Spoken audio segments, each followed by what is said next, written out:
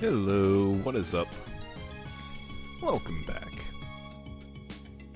to what is probably the finale of Circle of the Moon. We don't have a whole lot left. Looking at the quote-unquote magic items, including shoes that let you run. Couldn't even say double jump. Just had to call it double. We still have one thing that we need to find, and we recently got the rock wing, so now we can do fun things like this. Yeah. So we're nearly there, and if we do finish up today before the end time of 8:30 collection, because why not? We're just playing them back to back. Don't need to really make anything special about the day. Just fucking do another stream. Fuck it, we'll do it live. Hello, Space. And of course, hello, Toko.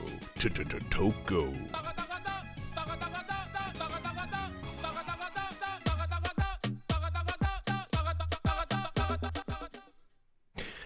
I am glad y'all have come by and joined me on this most surreptitious and lovely day. And I just heard Cal let Ratter know he is awake.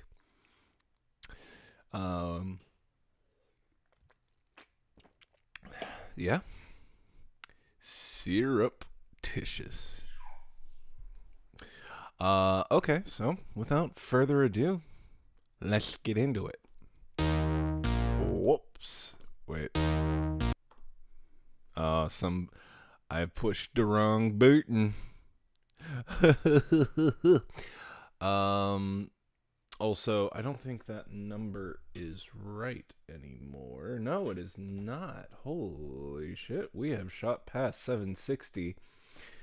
We now have 764 sheepies in the barnyard. Let me see.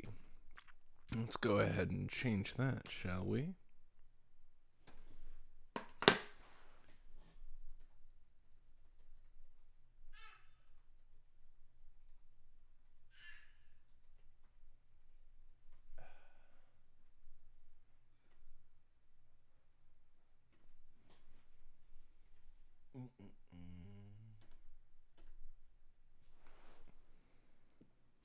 That is awesome. 764 of you have decided that we are worth your time, which we all have so precious little of, especially nowadays. So we appreciate it. Most certainly. Let's see here.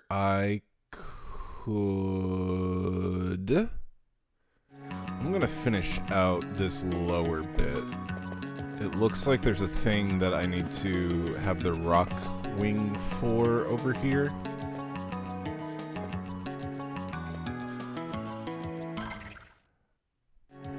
Lots of baby cooing.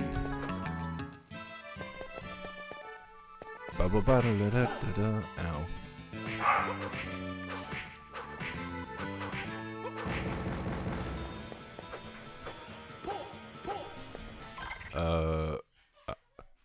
I don't remember strong-ass monsters like these being down here. I think whenever you, woo! Why am I doing that like a chump? I think whenever you kill certain bosses, you get new enemies to pop up, I believe. No, wait. Do I go that way? You know what? I'm already here. May as well keep going up. I think with the rock wing, I can just get back. Or not. No, that's much too high. Well, sorry for wasting everybody's time.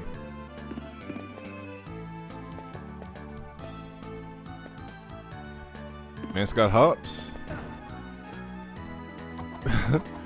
Wouldn't it be so funny if you didn't get the jump shoes or whatever bullshit, you got like Jordans.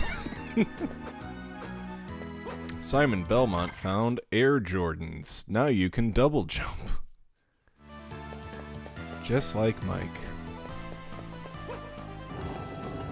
Got the power of pushing blocks. We can see what's over here. The boots of Jumpsalot. Oh, Space, you'll be very proud of me. I am playing Oblivion. I saw what you were saying about making it a stream game, but I kind of want to experience this thing on my own free time. So I am very excited to see what people, why people praise this game as much as they do. Super excited. Hello. Well, you both look like you just woke up from a nap. You want to bring them a little bit over?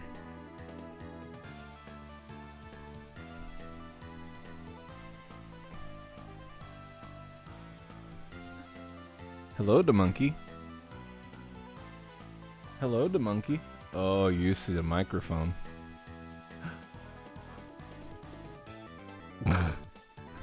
Hi. Hi. Little boy. Oh, you're all about banjo, huh? He's still in a stupor. Yeah, he just woke up. Whoa. He went right for it. That was quick hands. Oh, look at him laughing. He did that on purpose. He did that on purpose. He's got things. Trying to sneak it. He's got things to say, and goddamn it, he's gonna do it.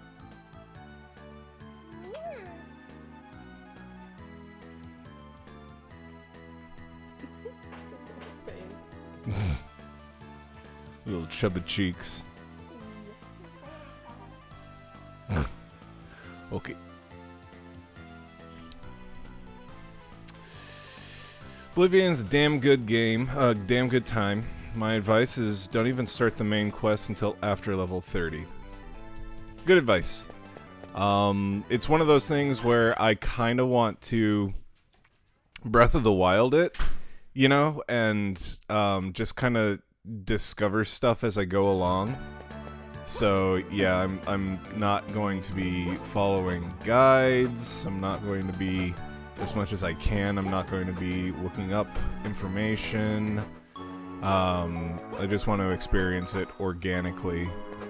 And it sounds like this is actually a game that Bethesda hasn't fumbled, at least as of now, which is exciting because they frequently do shoot themselves in the foot with their games.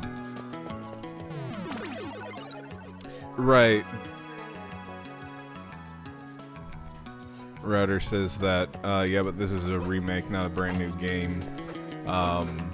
But, yeah. Oblivion is like the opposite of Skyrim in the way it handles its main quest. In Skyrim, you're pushed towards the main quest constantly. In Oblivion, the world around you is entirely organic. The world grows and changes as you do. That's pretty cool. That's pretty cool. I am still of the opinion that I would rather have them tell us more or release Elder Scrolls 6. But from everything I have been hearing and everything people have been saying, it sounds like this one is a step in the right direction for Bethesda after many, many, many, many fumbles.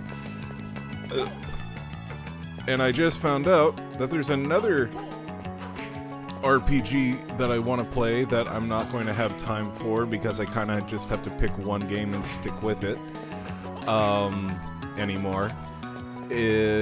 Claire Obscure something 33. I don't know. It just came out today, but it has a 93 on Metacritic. And looking at the RPG gameplay and like the style and everything, it looks really, really fucking cool.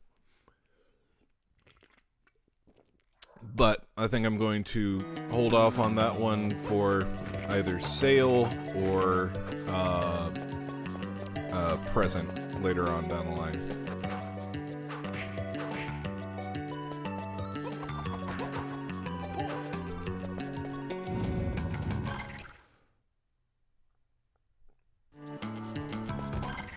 There's so many quiet moments in Oblivion where you just get to feel a part of the world, whereas in Skyrim, it's like, hey, look over here! Hey, there's dragons and vampires and explosions! And yeah, pretty much.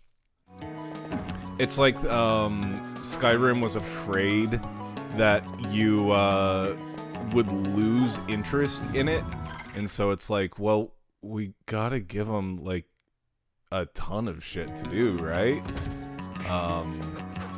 But also, main quest, but also, oh, there's all this cool stuff. See, that's why I think games like Breath of the Wild, when it comes to discovering the world on your own and unraveling things on your own time, or just like not finding everything because there's just so much stuff to discover, is the way to go. Whenever you are just like forced into doing all this stuff and the game like won't give you a moment to actually like discover things on your own, seriously, you can't walk 5 feet in Skyrim without a fucking world-ending event. It's not boring, it's just, it feels like the game, to quote Family Guy, it insists upon itself. It needs you to think that it is the best game ever made and whatever. And you know what? It might be a really good fucking game, but you gotta give the player a chance to, like, discover things on their own and just be in the world. I think that they were afraid to do that with Skyrim because it wasn't as visually interesting as other Elder Scroll games. Like, snow is a fun biome for a little bit in pretty much every game. You don't want to just constantly be in snow. It's just it gets monotonous and mundane because it's white and it looks the same. It can look very pretty, but I kind of want it to be a part of the world versus this is all you're gonna get. I think the reason Skyrim feels boring to me is that I've played it so many times and every single playthrough is exactly the same for the most part. Yeah, everybody becomes a sneak archer or whatever the meme is. In Oblivion, I've never had 2 playthroughs that felt even close to the same. That's pretty cool. But yeah, I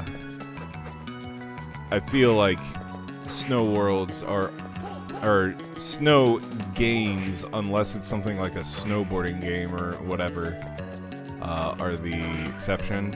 But I feel like Skyrim just visually didn't look as interesting because it was just all snow. Woo! Okay.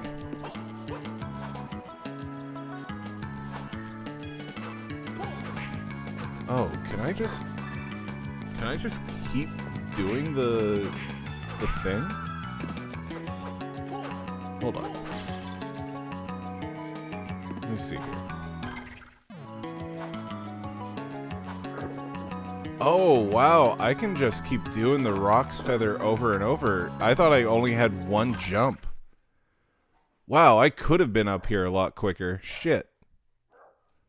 Okay. I think the problem with Skyrim is they want everyone to experience everything the game has to offer on every single playthrough, so you're always a caster, warrior, archer, assassin. I like sticking to a single class, but not feeling like I need to play that class every single time I play the game. And ultimately, you just end up mashing the attack button until everything stops moving. Yep. Which is fine for certain games, but in an RPG where it's like, you can be anything you want to be, you want a little bit of diversity. I want to see. There's a blank spot.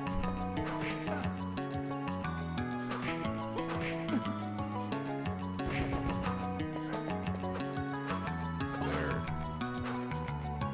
something over here? No.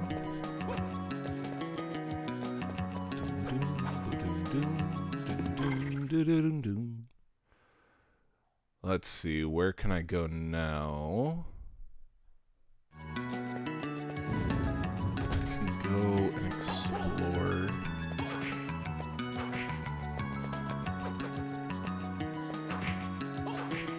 Curious how the rework level system in Oblivion will work out. The one thing people really hated was the way that leveling worked in that game. It was a mind-boggling design choice.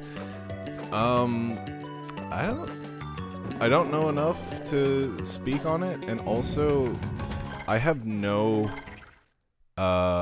preconceived notions about this game. I just know that I didn't want to play it after, like, because it felt like an older game whenever I actually tried Elder Scrolls for the first time, which was, of course, Skyrim, just like everybody else. Basically, that got into console gaming. No, that's not everybody else. I don't know. But, I was like, I don't even want to go back and play Morrowind, honestly, because it feels dated and whatever. And then looking at Oblivion, it's like, this feels like that, except turned up to 11. So, yeah, I was really turned off by it. Basically, the way it works is the OG was a game would punish you for leveling up too fast, so you had to basically keep from leveling your major skills and only level your minor skills. I don't know if this would mean anything to you, but whenever I started my game, one of the options for difficulty was adaptive, so maybe that's the fix. Adaptive difficulty means that they will actually, like, not outlevel your character or whatever. Whoops. Too far.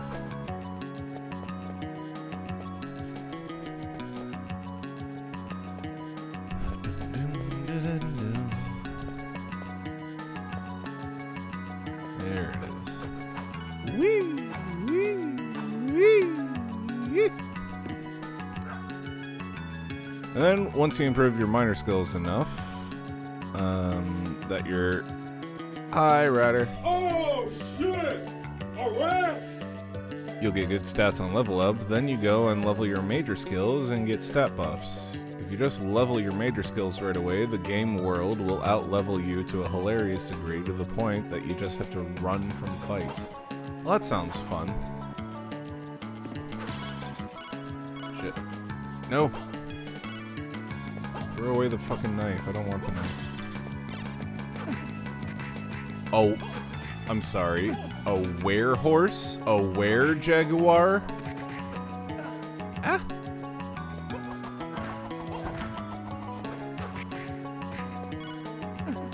I got gold armor, though. A werehorse. What the fuck is that even supposed to be? That's the dumbest enemy I think I've ever heard. So the way they changed it after the update was they just allowed you to... I mean... Did you get bit by a horse and you just... Okay, Ratter is saying this is not a dumb enemy. You just got bit by possessed or demon horse. Duh.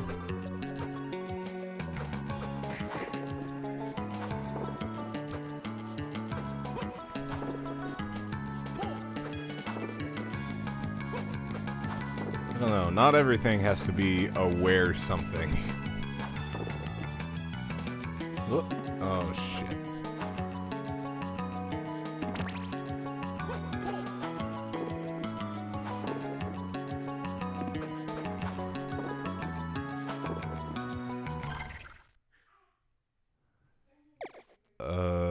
What do I have? Fire sword.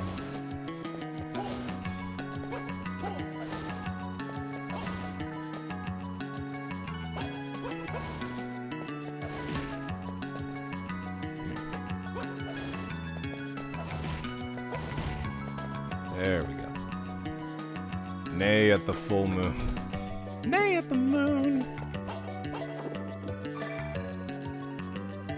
MP is up. Ah! I gotta find a save point really quick. Okay, I can just go down.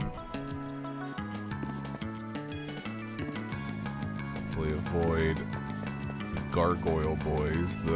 It's a living gargoyles. Okay.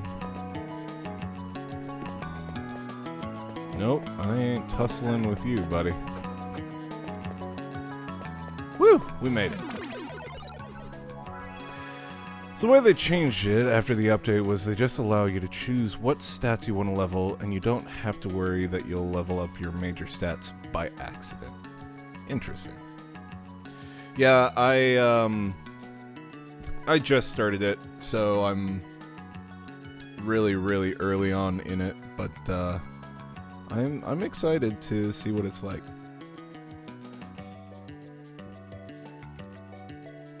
And I'm just really happy to hear that, like, Elder Scrolls fans are saying that this is a really good remake.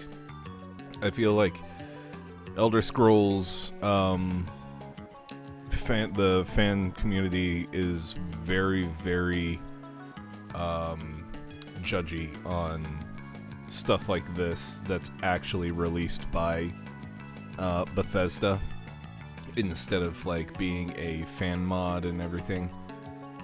So I'm sure if there were things to put under the eye of scrutiny, it would have already been brought up.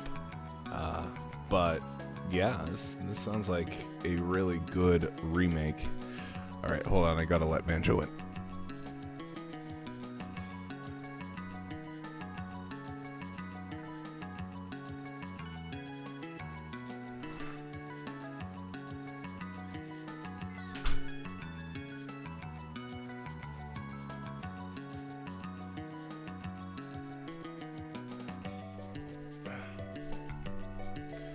Just immerse yourself in the world, have a blast, go wherever the wind takes you, except in the direction of the main quest. Save that until you're leveled up quite a bit. Duly noted. Now, where are we going? Okay. Jill, did you pick body type 1 or 2? Body type 1. I usually play as a girl. Interesting that it's body type 1. 1 is usually man. I just realized that.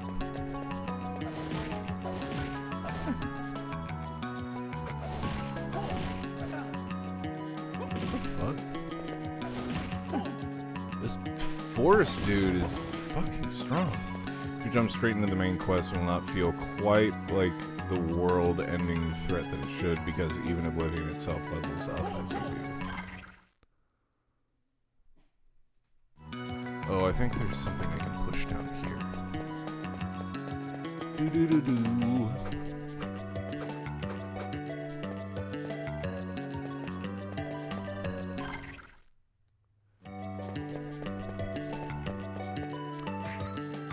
So, I was able to pre-order the Switch 2 last night.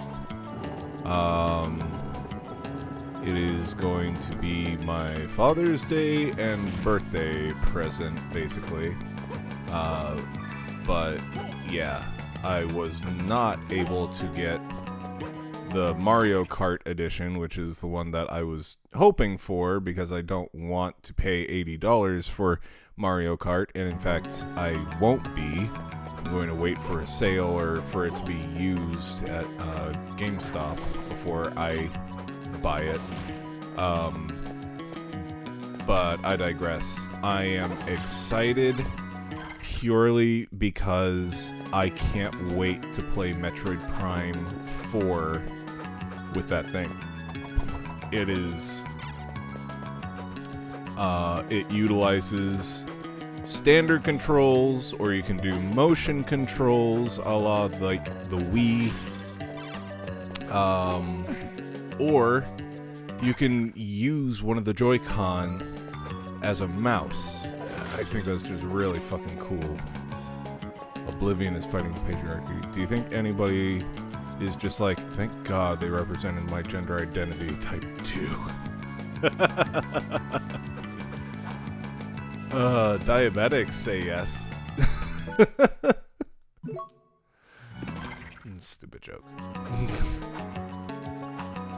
But do I ever tell any jokes that aren't stupid?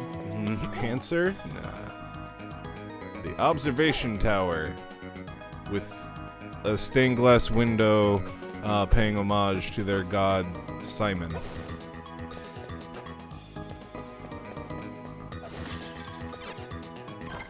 Let's see, do I want to be up here right now? There's still some things I can do down there. I at least want to explore around here.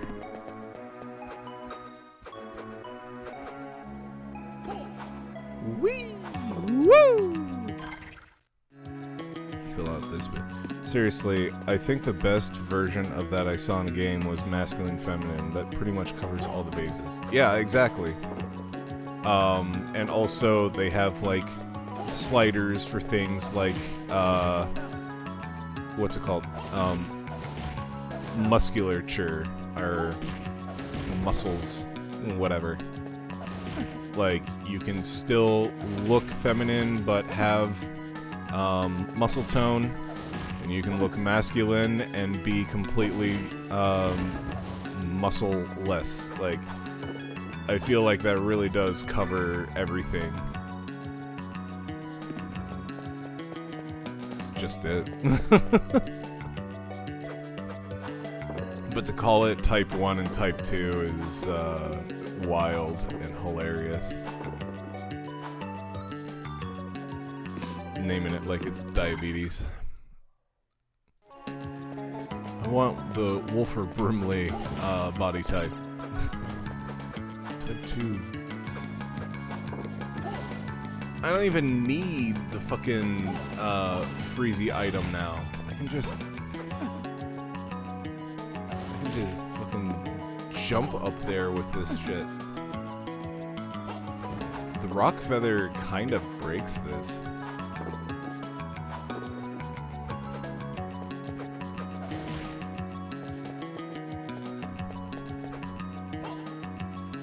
Type 1 and Type 2 feels like an alien race with no genders and classifying human beings. It totally does, doesn't it? It just sounds like human is Type 1 body. Oh, really? Type 1 has mammary glands and no funny little dangly bit between its legs. or reduced dangly bit.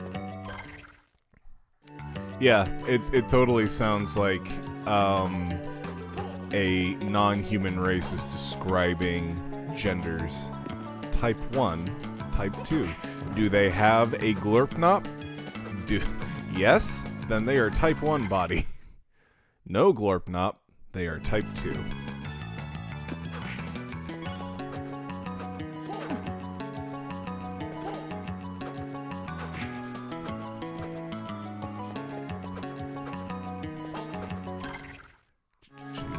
What's in here?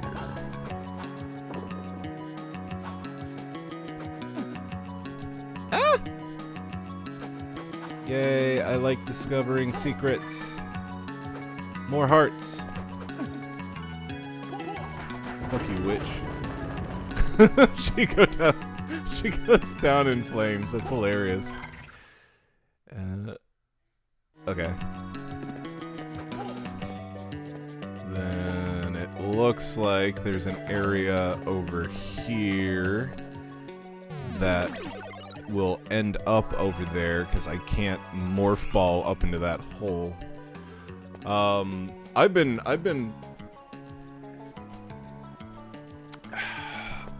whenever I go to the gym and I do cardio, I typically will do the elliptical because it's easier on my knee. Years ago when I was into skateboarding, I blew up my ACL, and doing things like running tend to make my knee not feel the best. So I typically do the elliptical, and as of late, I have actually just been playing through all of the 2D Metroids to see how fast I can beat them while I am exercising. I think it's kind of funny. Just be like the only guy in the gym playing on the Switch. Everyone else is in there getting a pump and everything, and I'm over there like fighting Ridley in Super Metroid. Okay, so this is how you know if somebody in this game has a card. Now this is completely because this is the advanced collection, but you see that thing that keeps popping up on the right there, skeleton athlete, and then a question mark? That's how you know. If it's a question mark, then that means they have a card, but you haven't collected it. If it's if they can drop a card and you have collected it, it'll be like a card whatever thing.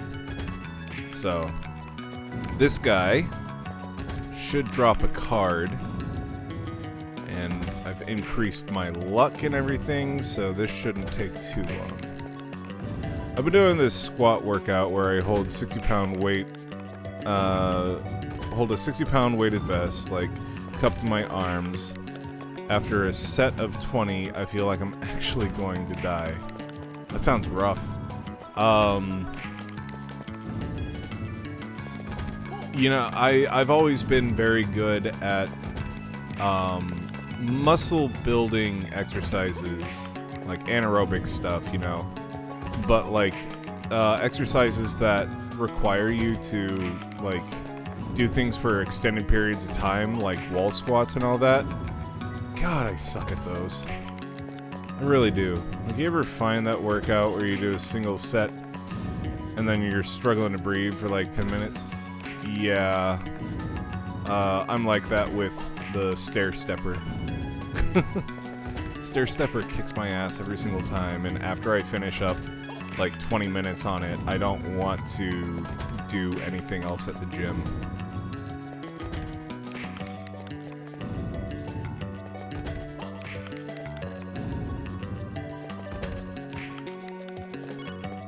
Well, I got cotton clothes. Good for me.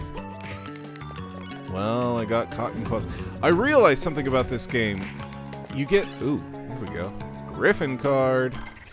You get so much,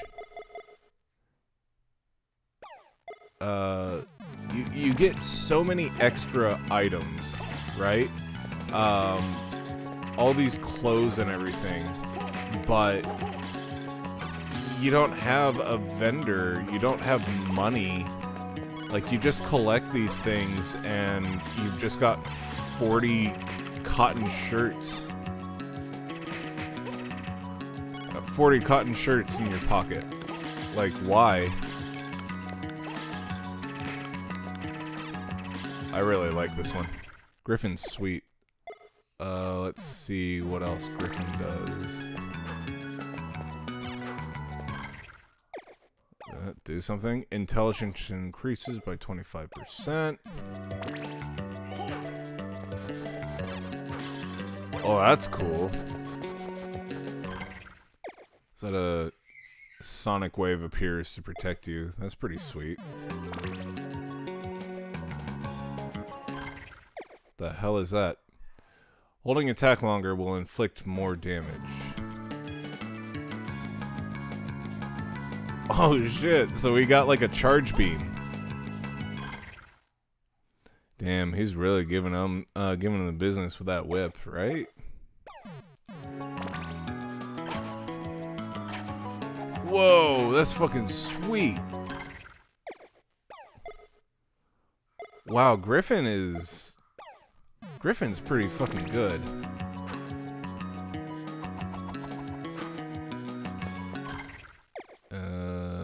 Neptune and Griffin? What does that do?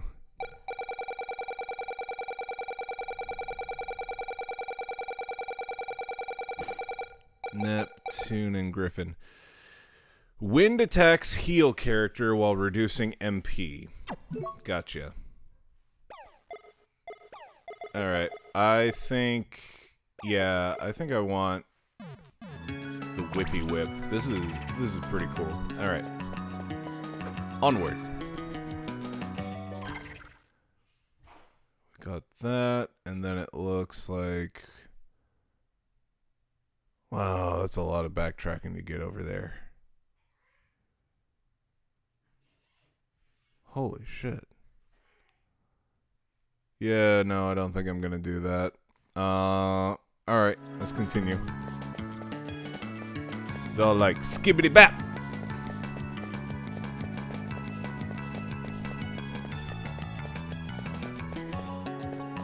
He's like Skibbity Riz, Ohio, am I right?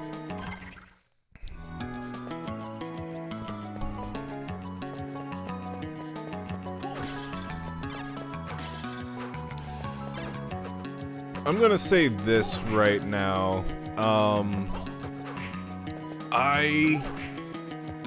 I am absolutely fine with all millennial lingo or phrases, right? Of course I am. I am a millennial.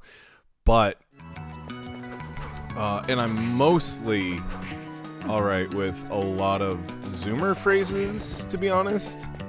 But there are so many phrases that Gen Alpha has that are just like, this is the stupidest shit, and you can't tell me that, I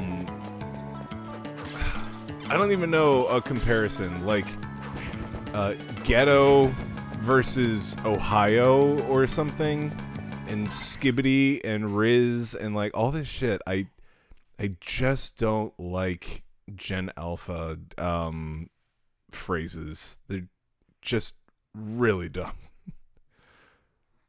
And I'm sure that's going to upset so many people that watch this channel. You know, since the majority of our viewers are in the age group of 25 to 35.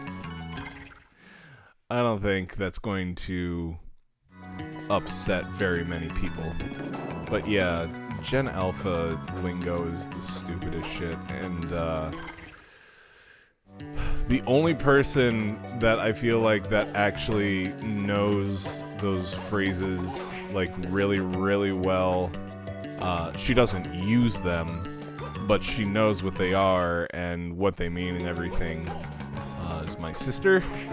She is a elementary school music teacher and is basically exposed to it. She doesn't have to learn the phrases. She's just exposed to brain rot every single day. And she encounters and does battle with the Rizzler on a daily basis. That whippity whip is more of a nay-nay. You know when cats do that thing, or they're just like, I find you distasteful, therefore I will smack you with my paw 1,000,000 times? Oh, I thought you were talking about that with like Gen Alpha or whatever. Yeah, it's totally that. Well, does battle with the Rizzler. Skibbity bibbity. Ooh, cool! It's Vampire Killer.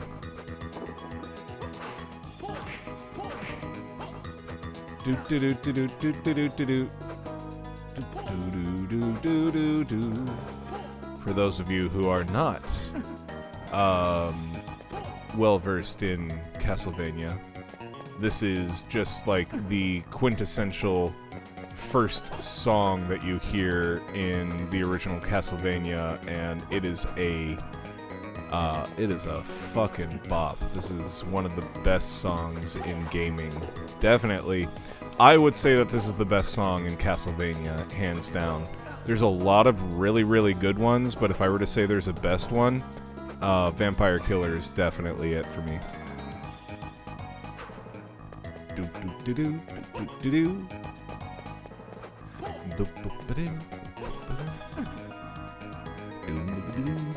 do do. This is right up there with like the Mario theme and what else? I don't know. Green Hill Zone.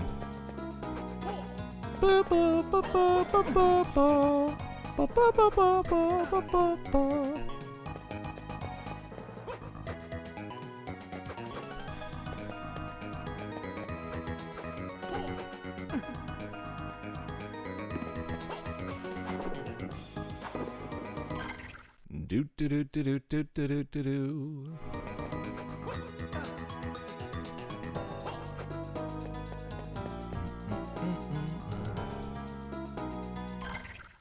Do I have any anti-curse stuff? Nah. Yeah, I made that joke earlier, Toko. It's the stained glass window that pays homage to the god of Simon.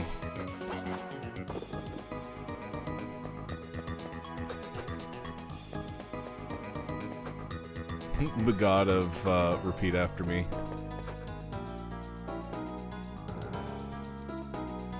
Alright, I guess I'm just gonna wait until my curse wears off, because I feel like there's a... No, I guess there wouldn't be a hidden or a breakable wall here. No. Nope.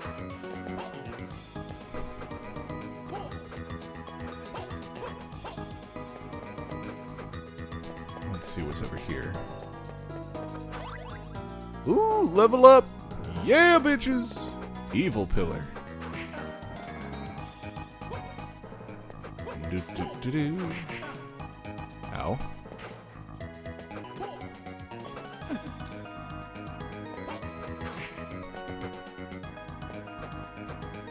Only hearts? Fuck.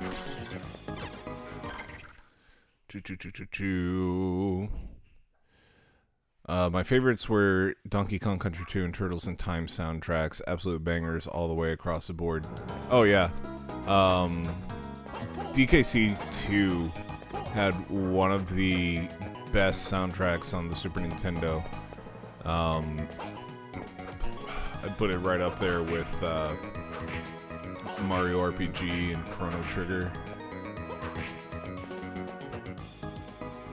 I don't know. Super Nintendo had a lot of very, very recognizable soundtracks in general. But I do agree with you. DKC2 soundtrack was better than Donkey Kong Country 1. And that's not to say Donkey Kong Country 1 wasn't a good soundtrack. It's just to say that DKC2 just perfected it.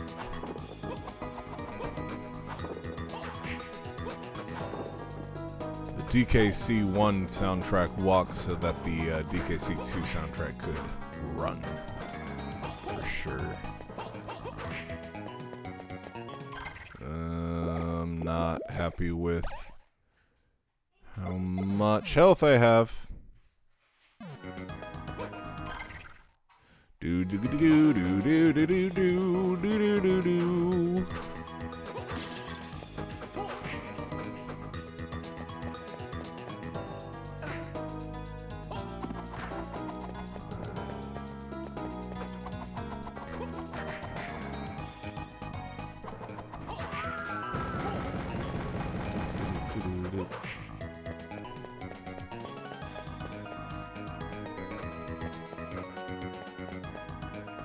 Oh, oh, thank God. Oh, I don't even remember the last time I saved. Oh, dude, fucking Bramble Scramble track. That song just puts you in a vibe. So one of the things that you can do with the Nintendo Music app is they allow you to extend songs for however long you want to extend them. And yeah, I totally just vibe to that one and Aquatic Ambience for hours at work to just like dissociate. It's really is a vibe.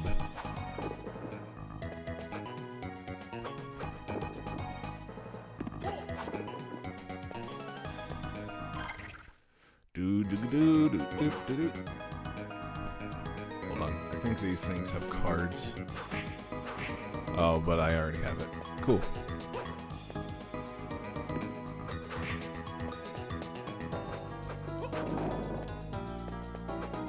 Secret. Later, Minotaur. Yup. Wow, she got some boobies on her. And a mouth that's just a fucking open hole. She got a little bit of a belly.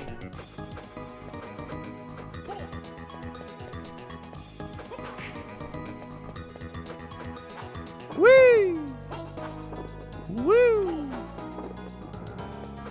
Alright, gonna save.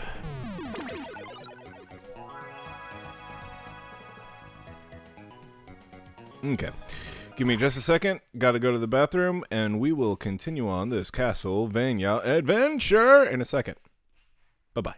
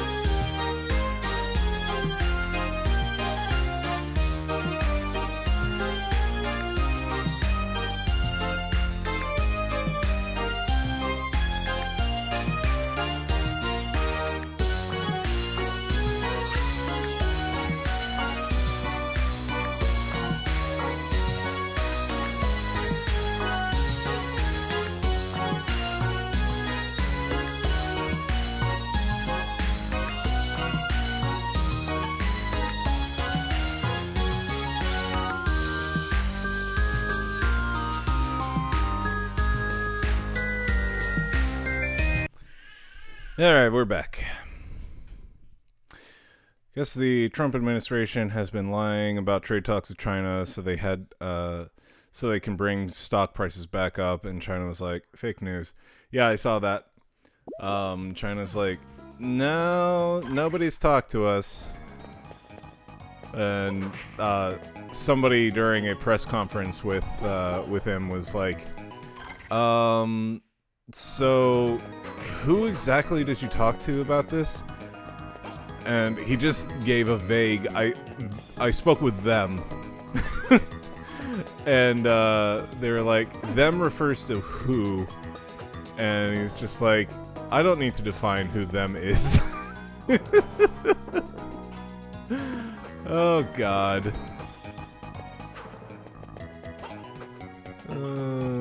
We are just governed by absolute insane people.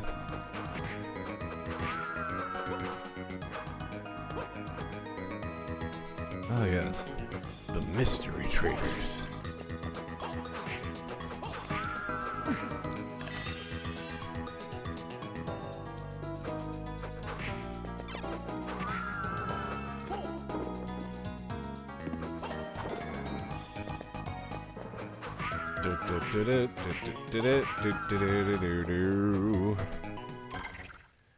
Okay, that looks like it's gonna be a boss, so there's probably a save room or something nearby.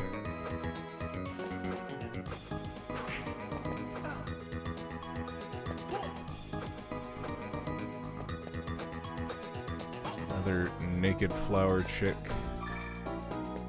Oh, MP max increase, huh? Okay, you don't offer me any items.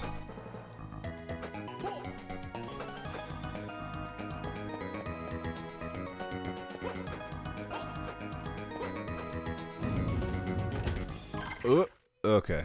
I am afraid of what might be around here. Let's see.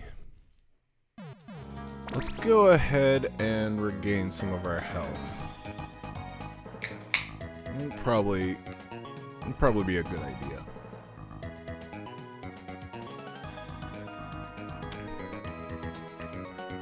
So, you know that screenshot I posted in Discord of the dude who asked me to sell my Pokemon cards to him for $1 per 100 cards,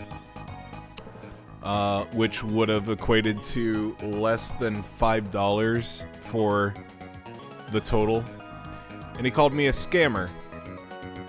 Well, homie messaged me again from an alt account because I blocked his ass, and all he had to say is, still haven't sold those cards yet, huh, scammer? Tough luck. I hope you never sell them. And it's just like, what?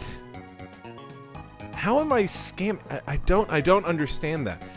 I am selling a lot of cards for significantly less than what you would pay, like, to get, I don't know how many booster packs needed to be opened to get this many extra cards, but I even knocked the price down to $65, which means it's 14 cents a card. That's a really fucking good deal.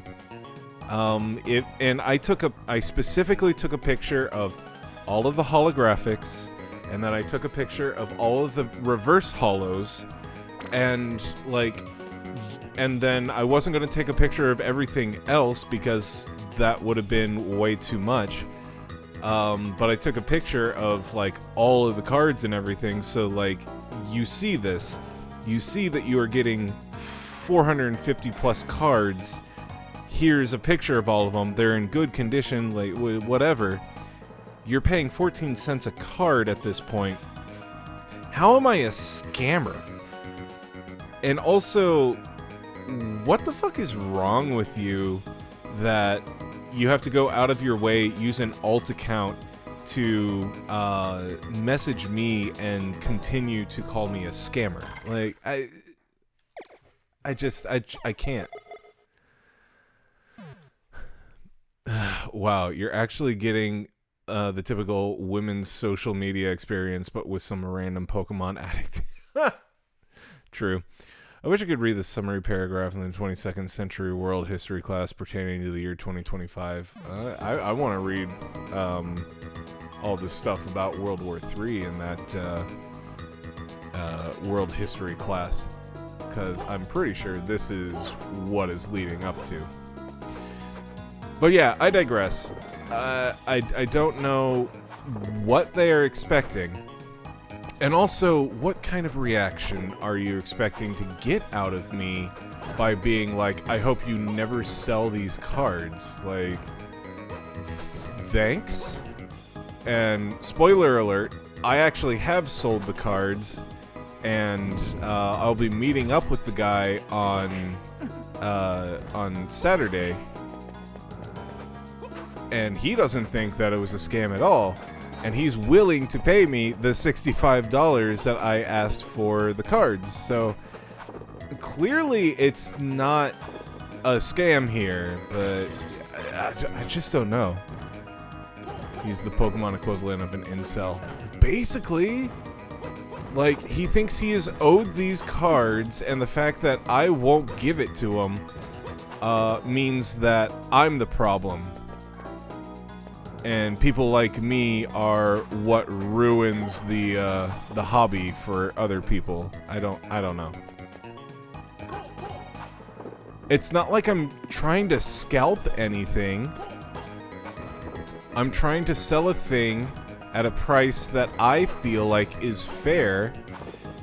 And you can also see that I was aware that the price I originally set was too high, because I originally listed this stuff as $150 for the whole thing.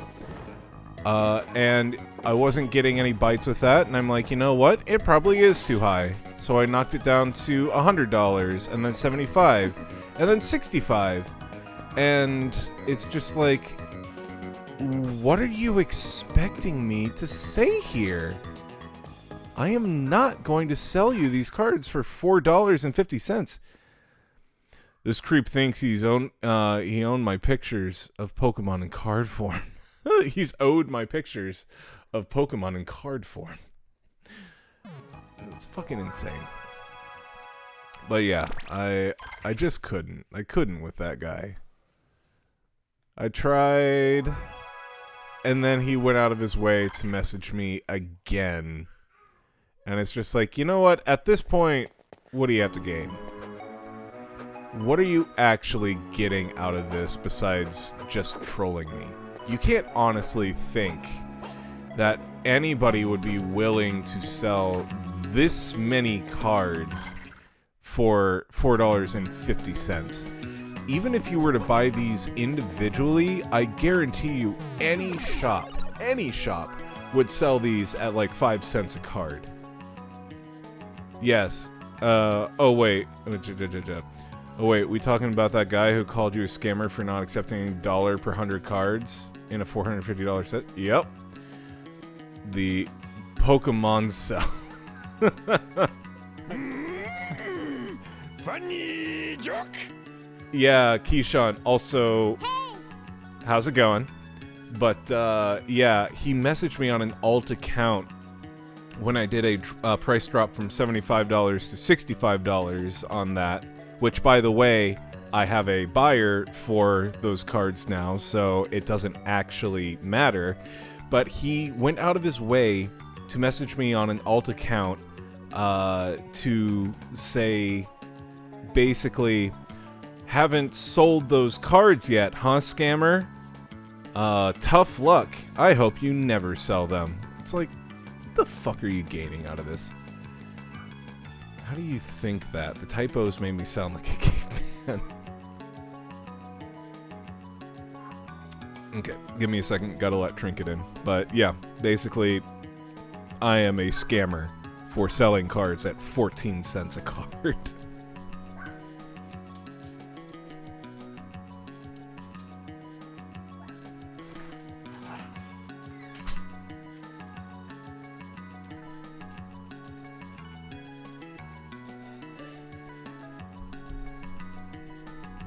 That is actually a Pokemon cell.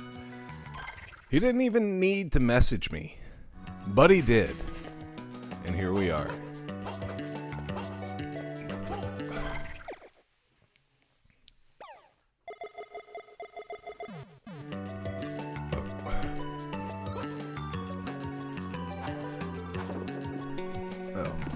I've already been here. Jill, why don't you ever sell cards to nice guys like him, huh? He's such a good buyer. Why don't people sell cards to him? I guarantee you, if I were to sell the cards to him, I would see this exact same set on eBay or Facebook Marketplace if I actually cared to look for it, for what I was asking for. Probably more. Because quite honestly, if you want to split hairs, if you really, really want to split hairs, taking a cursory glance at price charting or price charter or whatever it is, the price of some of the holographics that I have in there actually are, if you were to just like piece them out, would be worth way more than what I am requesting. Another card. Okay. You know what we must do. You didn't even say $1 per 100 cards. This guy actually is stupid. Oh, absolutely. He just wants to flip the cards to turn a profit. He's probably one of those guys that tramples over kids at the toy store to grab all the Pokemon cards. Dude, I don't think there's anything sadder than watching all the scalper idiots just empty out all of the Pokemon card machines and everything. Like, I will not say that they're cringe because they like Pokemon cards or that they're trying to make a profit with Pokemon cards or whatever, but the fact that you're going into stores as soon as they restock and purposefully buying out machines for the sole purpose of scalping makes you a very, very, very cringe adult. Yeah, I don't like scalpers. I do not scalp. I will never scalp. I will take a look and see what a thing is considered to be worth online and then sell it close to that. If I can sell it for a little bit more, I'll give it a try. But not in an insane amount. So, for example, I sent some cards off to get PSA graded, right? And if they come back as graded as a 10, one of the cards that I sent off is, according to the market today, worth something like $3,000 as PSA 10. I would put it up on eBay for that amount and just wait for a buyer and put eBay offers in for $2,500 or above and see what happens. I don't think that's gouging anyone. I'm just taking a look at what the market currently says a thing is worth and getting my money's worth based on what the community says it's worth. But I'm not going to like take a card and then put it on there for like 3 times what it's worth just because I know that people can't get it. So whatever.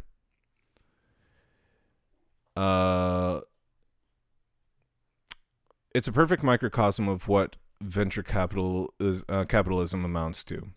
14 cents per card is around $63, I think, at least 450 cards. The biggest difference is that you didn't buy those cards with the explicit intent of turning around for a profit. It's very true. Like, if I did want to turn these cards around for a profit, I would actually go through and figure out what's worth what and charge appropriately. You bought them for your enjoyment, and these are extras you don't need. Exactly. And quite honestly, what I am intending on doing is selling these cards and then using that money to send more of my cards off to get PSA graded, because each card costs like $24 or something to get graded. So I was going to send off another 2 or 3 to get graded. And my intention with that is, if they grade well, selling them, and then, this is a crazy concept, but using the money that I get to pay off bills that we have accrued. If I could sell my first edition Fossil Hollow Dragonite card for what it's worth right now, at a PSA grade 10, which it won't get, I would be so happy to be like, fuck yes, I am paying off the rest of the car, my Tucson. Hell yeah. I wouldn't use that money for anything else except, hell yeah, let's pay off this bill. It would be so awesome to tell Cal later on when he's older that we paid the majority of his hospital bill by selling my valuable Pokemon cards. It's dystopic, and also, wow, I guess holding on to certain childhood things is worthwhile. I don't know. Yay to paying down debt. Should pay off my car first, because mine has a higher interest rate, and it also has less on it, so it'd be easier to pay off. But yeah, that is what I plan on doing with these Pokemon cards. I'm going to pay down my debt. Y'all are crazy. If that's the value right now, it's going to multiply in value over the course of 10 years. And see, that's another thing. If I get this graded at a PSA 10, it doesn't mean that I need to sell it right away. I can hold on to it. And the fact that it got graded as a PSA 10 means that it will be a PSA 10 forever. And if it is worth a whole lot right now, and potentially we could see another surge in price, then it's basically like a physical stock, you know? I don't have money in the stock exchange, but I do have this first edition Dragonite holographic card that was worth $10,000 as a PSA 10. Well, now, 5 years later, it is now worth 5 times that much, and we could just use it to buy a brand new fucking car. That would be really fucking cool.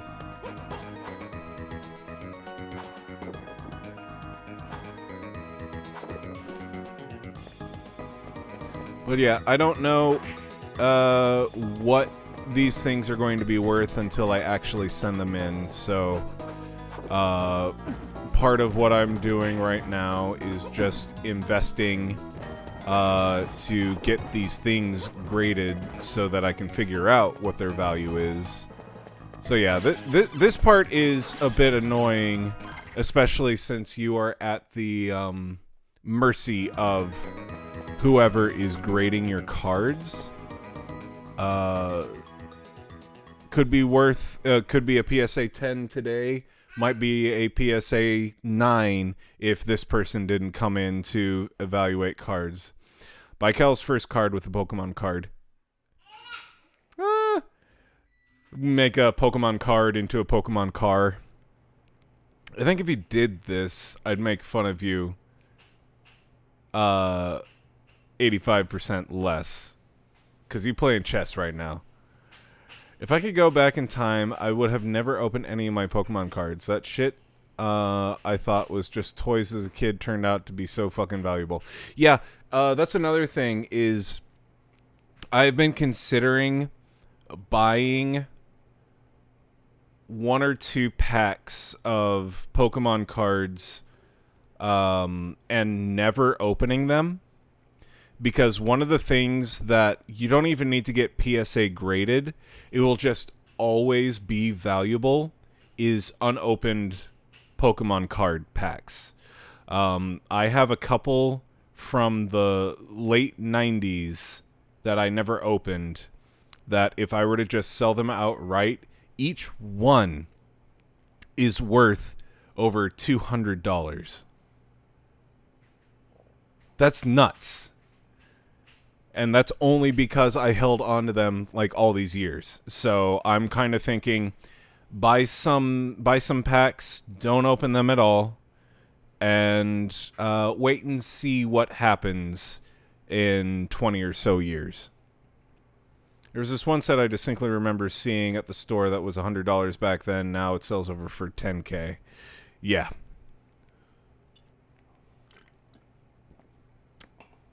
Yep. Hugh Baldwin. Nathan, so you finally arrived. Hugh? You're okay? I thought that they... Hugh! What are you doing? I am superior to you. I will defeat you to prove myself to my father.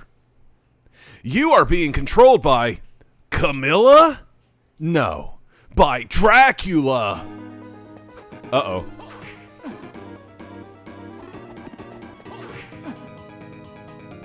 Wow, he hits like a fucking truck.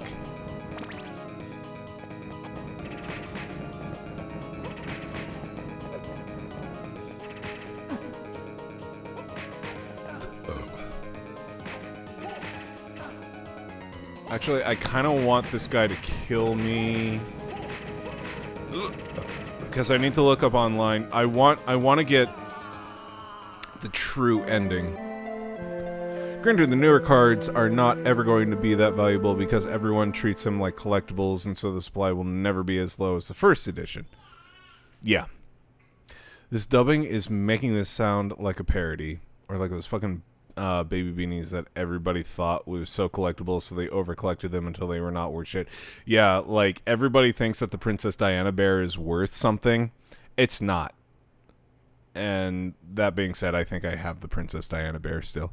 Hold on, let me make sure that there's no, like, secret thing I'm supposed to do with this guy.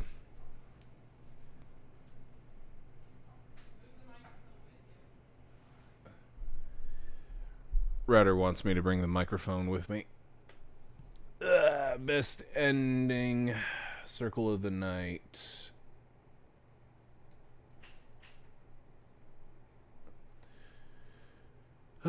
No. Oh, not Circle of the Night. Circle of the Moon. Circle of the Moon. The best ending is obtained by defeating the final boss with having a party 0, 1, 2 allies, not killing all of them.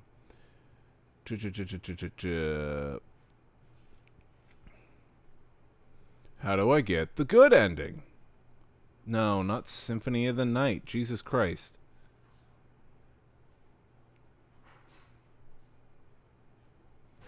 Ending of Castlevania. Wow, that just shows me the fucking... Okay. Yada da da yada da da da da da da da da da. Da da da da da da da da da da da da. Da da da da da da da da da da. How to get the best ending in Circle of the Moon. There isn't a best ending in the traditional sense. There's only one standard ending after defeating Dracula, which involves a post-credits cutscene. There's no special hidden ending.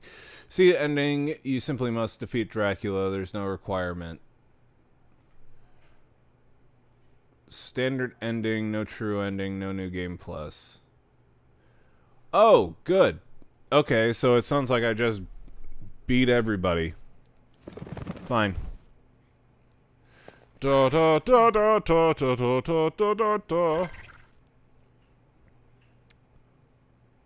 Ooh, I could go see what that is instead of going right up and fighting the boss.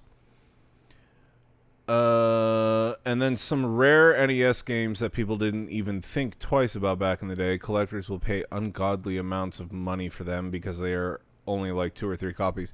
Yeah, I've kind of started looking out for things like that in the gaming space. Things that I feel like aren't necessarily worth a lot now, but later on down the line, because of how scarce they were, probably worth something.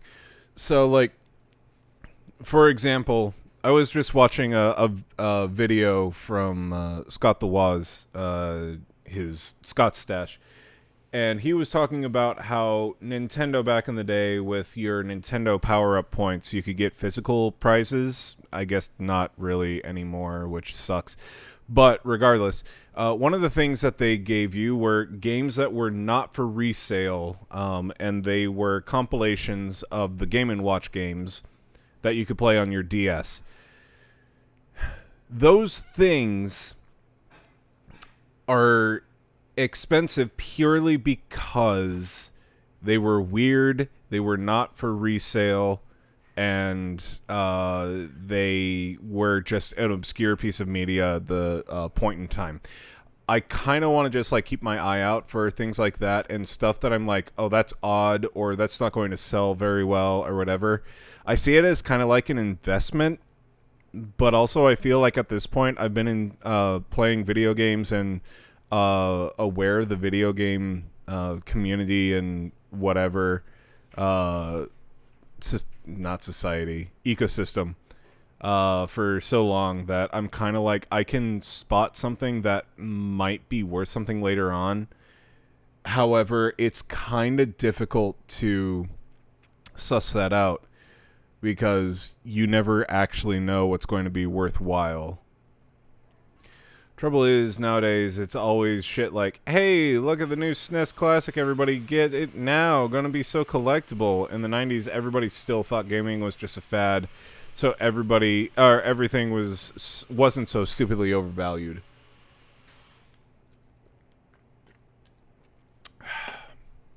Yeah.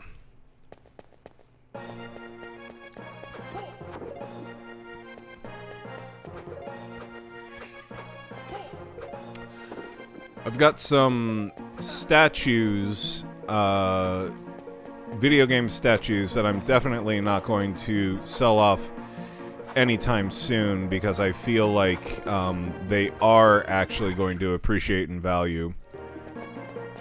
But I've got some other things that I'm just kind of like, even if they do appreciate in value, I just don't feel like I want to have this around anymore.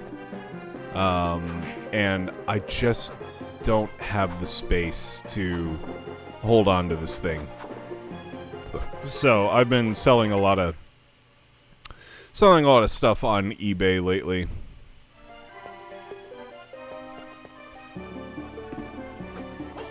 Kind of sad to watch it go, but also I'm kind of like, it's nice to have shelf space.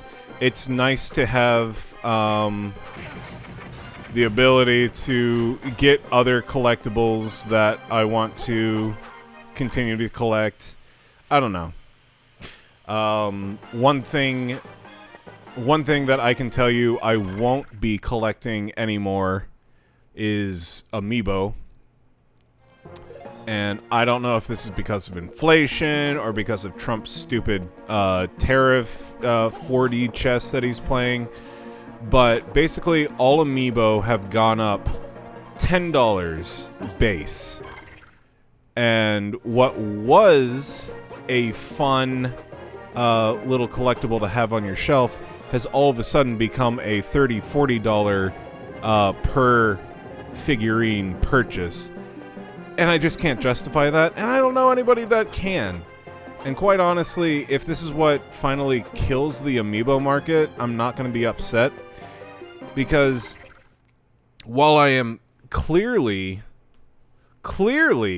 a fan of amiibo, I will tell you, the majority of these things don't fucking do anything at all except look good on your shelf. And if you want more Fire Emblem stuff, well, you got more Fire Emblem stuff. You want more Splatoon stuff? Well, you got more Splatoon stuff. Like, it doesn't do anything except look good on your shelf. As long as they're, like, high quality, you know? Like, high quality figurines. But the thing about Amiibo is even when they were at their height of popularity, they didn't do shit. They did stupid little extra things that didn't actually help you in any way, shape, or form in the game that you're playing. The only thing that I could think of where they actually helped you out was Breath of the Wild. It gave you a lot of new outfits and shit like that, which was cool. And that felt like it was worth the price of admission. To be able to, like, deck yourself out in the Fierce Deity outfit from Majora's Mask in Breath of the Wild. But nowadays, it's like, oh, you scan this thing, and it gets you fucking, I don't know, 5 more gems in whatever the hell you're playing. And it's like, well, that isn't actually worth it, but it does look good on my shelf, so I'm not upset. To be honest, I'm not sure if anything at all can truly be as appreciable as it once was, because everybody is constantly speculating on every single little trinket. See, the thing is also, we are in the age of millennial nostalgia, right? Actually, we might be entering the age of Gen Z nostalgia, which is why you're seeing things like the Minecraft movie and all that. A Minecraft movie. I'm sorry. Stupid title. So, basically, the millennial nostalgia, whenever you capitalize on nostalgia of a certain generation, you'll see certain things become valuable and then drop off in price completely, like Gen X and Ninja Turtles and stuff like that. You find X, Y, or Z Ninja Turtle action figure from 1986, and it's worth thousands and thousands of dollars, but now it's not worth that much because to millennials, the Ninja Turtles were cool, but not nearly as important to the childhood. That's not a great example, but that's the example that I'm going with. And now you have nostalgia, or in the past, I don't know, 10 years or so, whenever millennials reached adulthood, that was when you started to see a bunch of millennial nostalgia shit get capitalized on, right? But now it's Gen Z's turn. So whatever Gen Z thought was really would be find things that Gen Alpha finds really, really cool and highly sought after, and stock up on some of those things and sell them off in 20 years when they're old enough to have nostalgia for their childhood. So, yeah. That's the problem with something like Pokemon cards is I feel like they're at the height of their price purely because of millennial nostalgia. And a lot of the cards that are actually worth a lot are cards from when we were kids. I say we because I know for a fact that everybody watching, except for maybe Keyshawn, grew up in the 90s. It just is what it is. Like, those cards are super expensive now, but honestly, I don't know that Gen Alpha or Gen Z are going to have the same kind of draw to a first edition Shadowless Charizard like our generation did. But I don't know, maybe. It's hard to tell. These things really are just bets.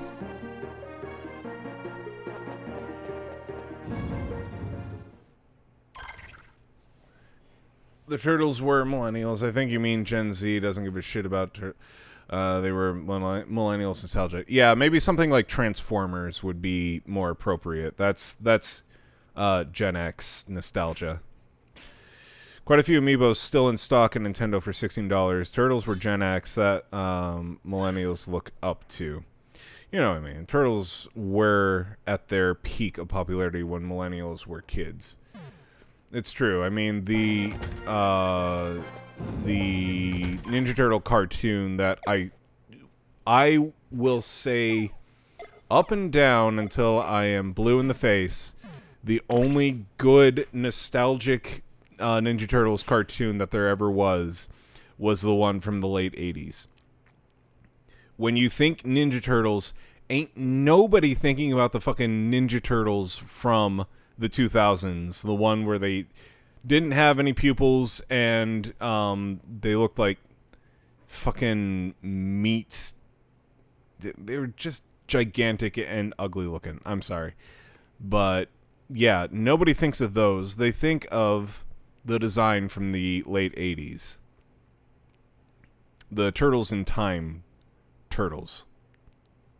Yeah, Gen X was Transformers, G.I. Joe, etc. Yeah. So yeah, whatever is popular right now, whatever like you can't find in a toy store because it's so damn popular for Gen Alpha, that's what's going to be worth money in 20 years. Oh yeah, Bluey. I'm not sure what of Bluey is going to be worth money later on down the road. But Ratter's totally right. Bluey is going to be worth something. OG Turtles, yeah, I guess new TMNT would be millennials that no Gen Z look up to. I will say this, having seen the new Ninja Turtles movie, the one with Jackie Chan as Master Splinter, I think that realistically, that version of the Turtles might be the one that usurps the crown of the 1980s Turtles.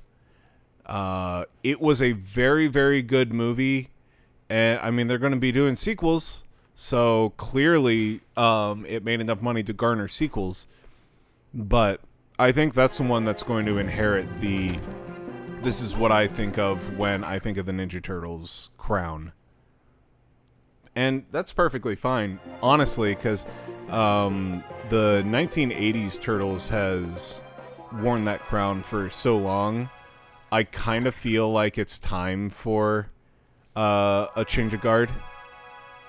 The best Turtles movie ever made will always be the 1990 live-action film. I don't care what anybody else says. I agree with you purely because I like the fact that they used practical effects to make the Turtles. Like, animated movies can be really, really good. Really great stuff, honestly. But I think the thing that made the original Ninja Turtles movie have so much heart was that they used those very, very sophisticated latex suits for their movie. It was a very poignant style at the time, and I think it very much holds up today. I mean, they haven't done... Okay, I guess that's not true. There was the Michael Bay Ninja Turtles, but nobody counts that, right? But they haven't done a live-action Ninja Turtles movie in a long time, right? So, it has to be, like, the best live-action Ninja Turtles movie ever, right? Or am I wrong? I feel like it's gotta be the best one. The practical effects is one reason. The fact that they were actually athletic dudes who did all their own stunts, but also the movie will always be the best one because it was made in 1990. The Turtles are a product of the 90s. You can't take the Turtles out of the 90s and still expect it to make any damn sense. Yeah, I feel like that's a lot of their identity too, right? Like, Michelangelo was basically the one that would just spout out all of the Gen X and millennial catchphrases, right? Like cowabunga and dude and like shit like that. Step beyond will test your ability in the battle arena. Your mind power will be drained. You'll not be able to use DSS. Once you enter, you'll not be able to leave until you're defeated. Though you may be rewarded for your efforts. Yeah, let's fucking do it.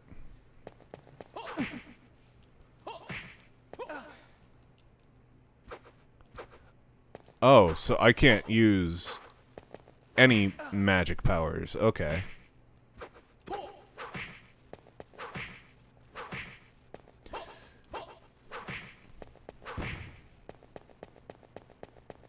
Onward and upward. Ah.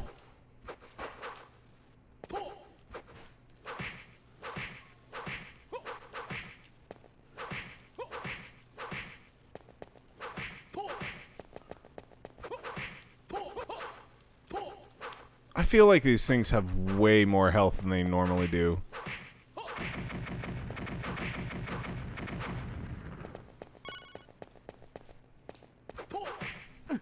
Ah!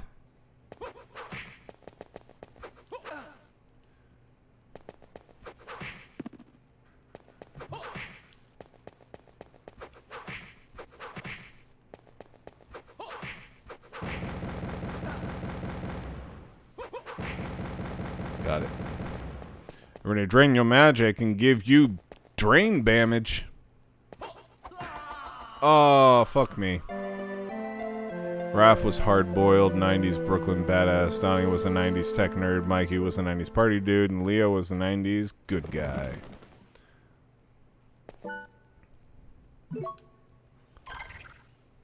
Do I want to do that again? I don't think I do. I think I want to kill my brother, compatriot. I don't even know who that guy is.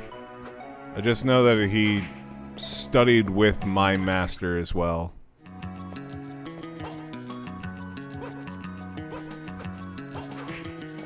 Want to do better on this guy. I feel like I can if I actually just pay attention to his patterns, but last time I wasn't sure if I was supposed to kill him or not, so I'm just kind of like, you know what? Let's just let him whoop up on me, and we'll take a look at this later.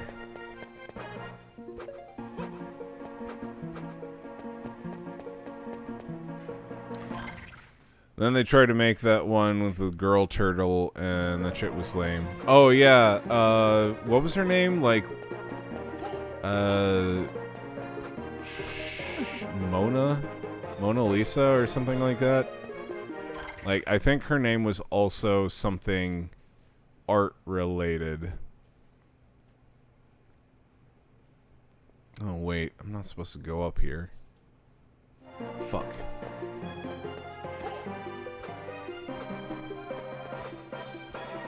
Or no, I think her name was Venus. Yeah. Like the Venus de Milo. Yeah, it's not supposed to be Venus as in the goddess. It's supposed to be Venus as in the art piece.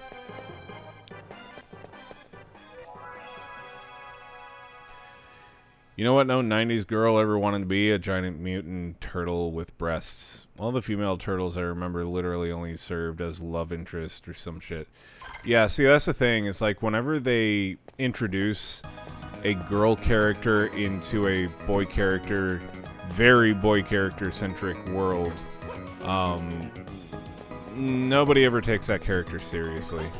Like, she has to be a part of the world already, an accepted part of the world, or nobody's going to take them seriously. Unfortunately. Let's see, Mars, and let's try his fire sword.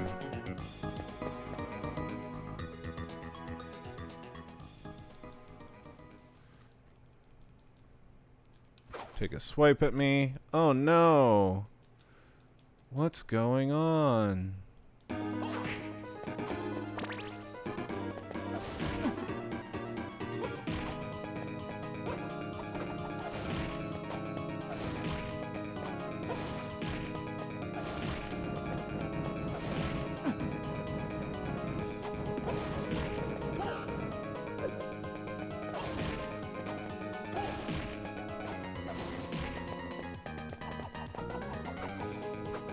I want one of those. I don't want my stupid axes. I want that thing.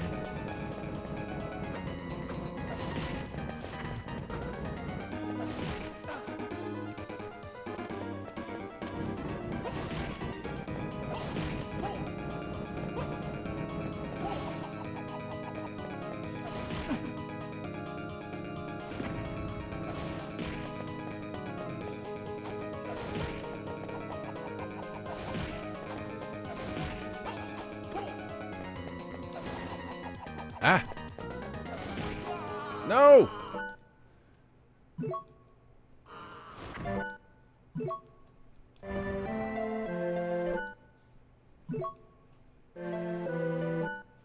Wait, how do I...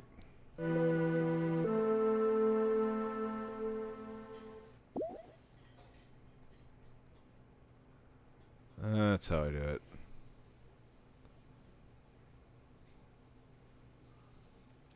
Try this fight again.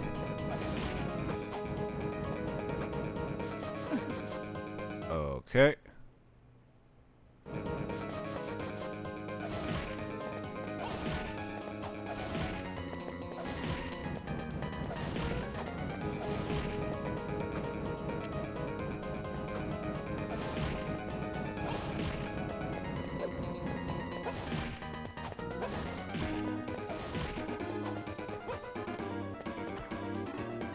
Ow.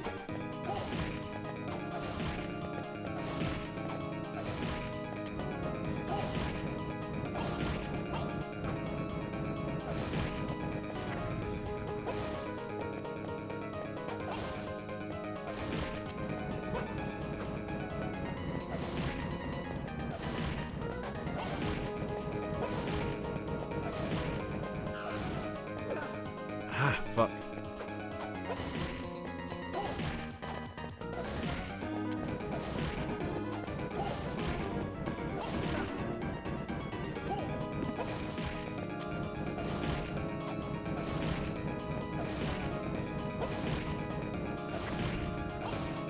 Hey! Oh, don't tell me there's a phase 2. Fuck.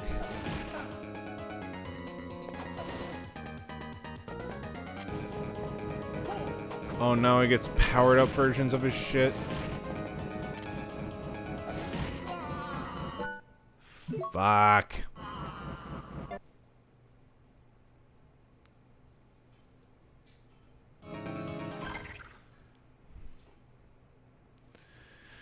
It's not the fact that we're girl characters. The show already had girl characters, but they were humans because no girl wanted to be a walking turtle-human hybrid monstrosity. If I recall, the human characters are a lot better than the girl turtles. I watched one movie with a girl turtle in it as a kid, and I was so bored. Chilla Pillar, you got this? Thank you. Okay. Now I know what he's got coming. Actually, do I have any items that can help me? Mind restore, and that's it.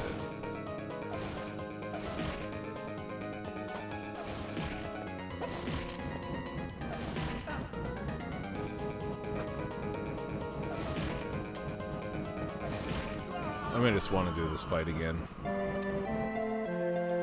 But, now that I know what I can do...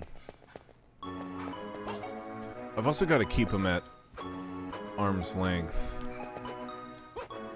I don't know. I mean, the sword is pretty good.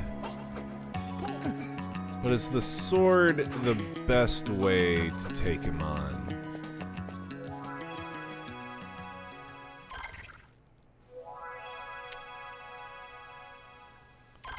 You just gotta lock it in. Lock it the fuck in, bruh. Probably.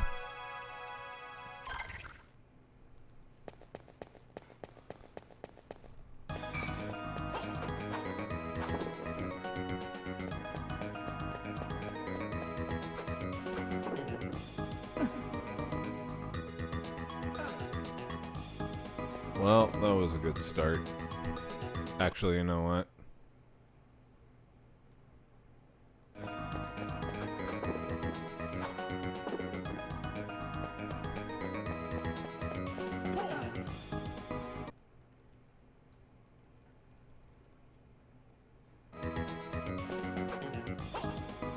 There we go.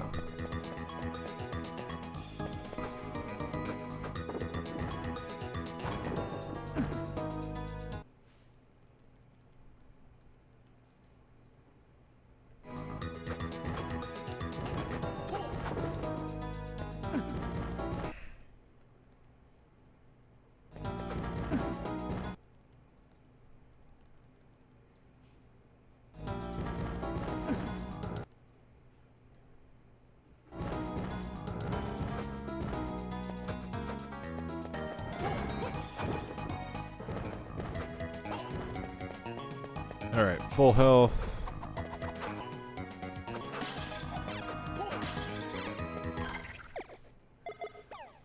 And you know what? Let's do Diana. I think... Yeah, let's do Diana.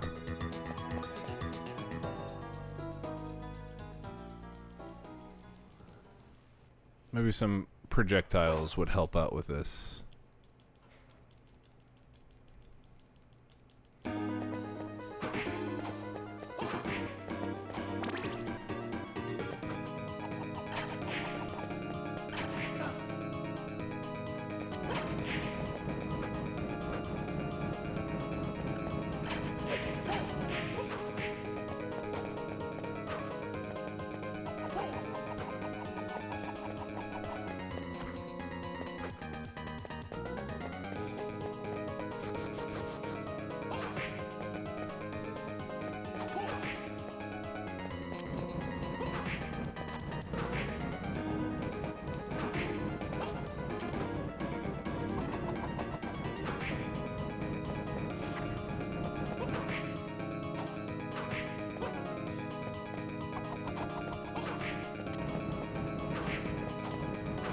Alright.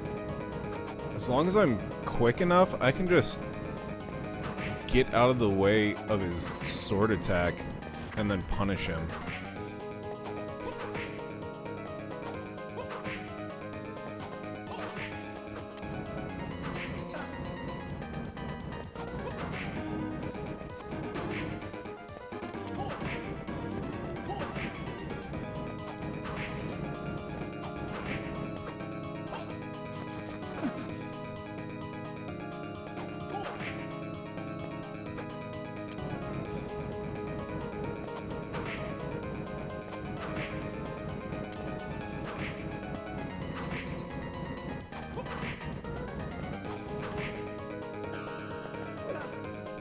Damn it.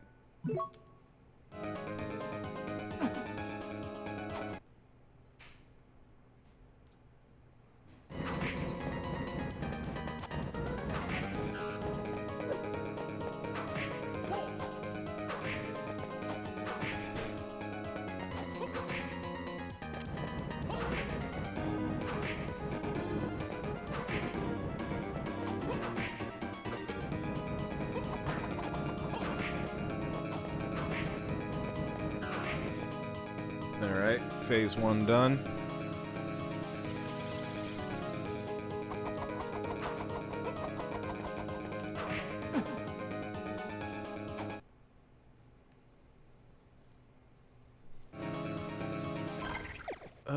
I don't think I want projectiles. I think I do want to do whippy whips.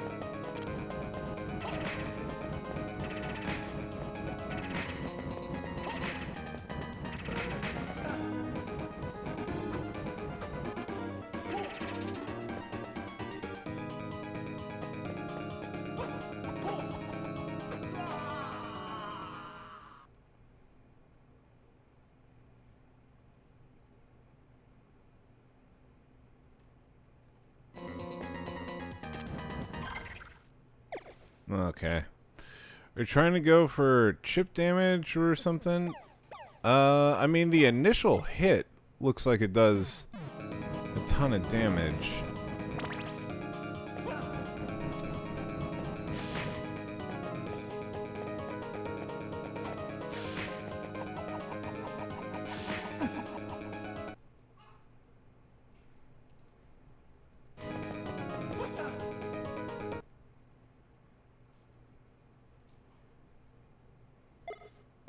So, let's try that again. Oh, I thought you wanted more mobility or chip away at him while you ran. So, what I'm looking to do is kite his regular sword attack, and then whenever he does that, quickly back away like this.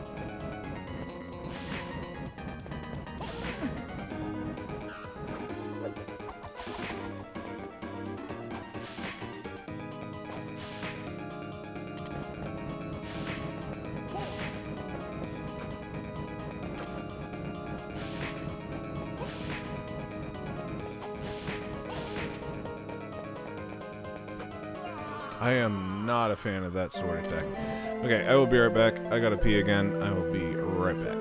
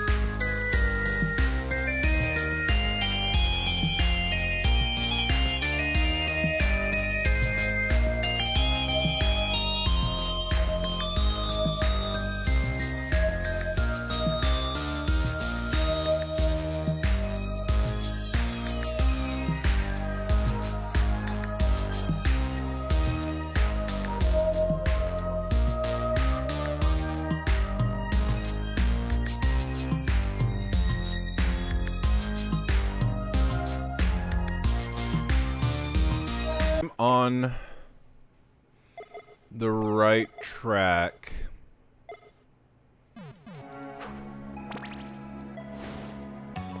Maybe a fire whip would be good. I think I'm on the right track. I need to kite him, do some damage, and then back off.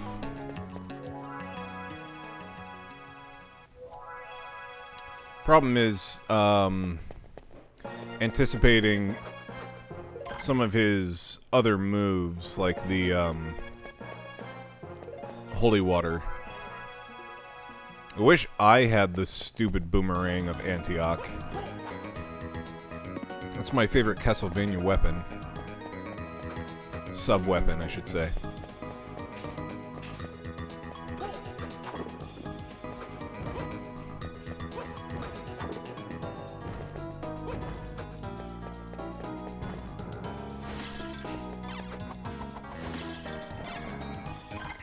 Okay.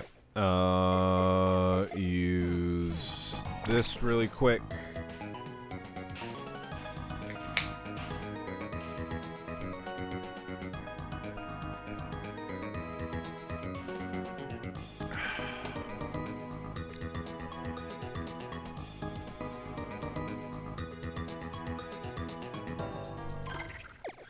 Okay.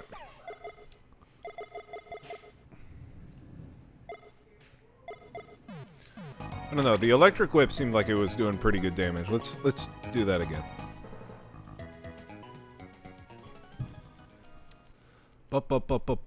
Take a swipe at me. Oh, how could you? I feel so betrayed. Hugh Baldwin. Come on, Alec Baldwin. Let's you and me do battle. See, that's the thing I'm gonna need to look out for. Like, there's no tell.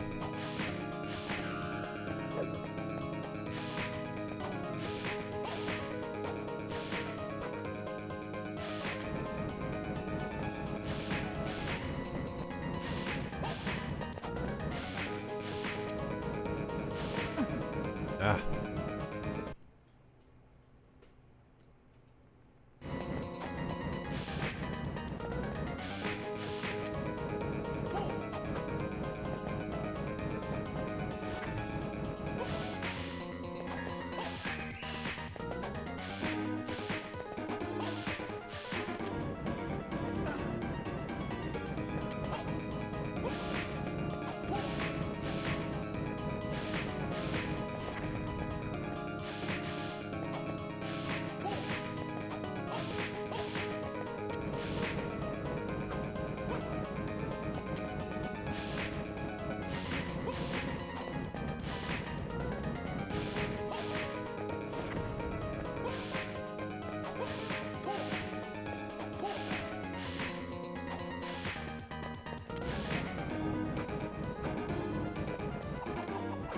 Yeah. I want that weapon. Give me your boomerang. Nope. That was on me. Still on me. There we go. Nope, that wasn't it.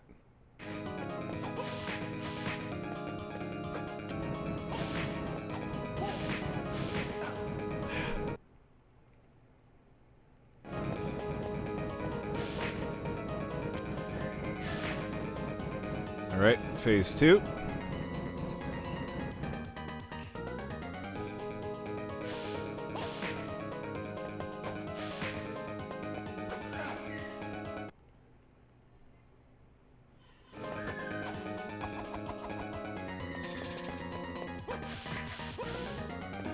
Oh, you can destroy these things?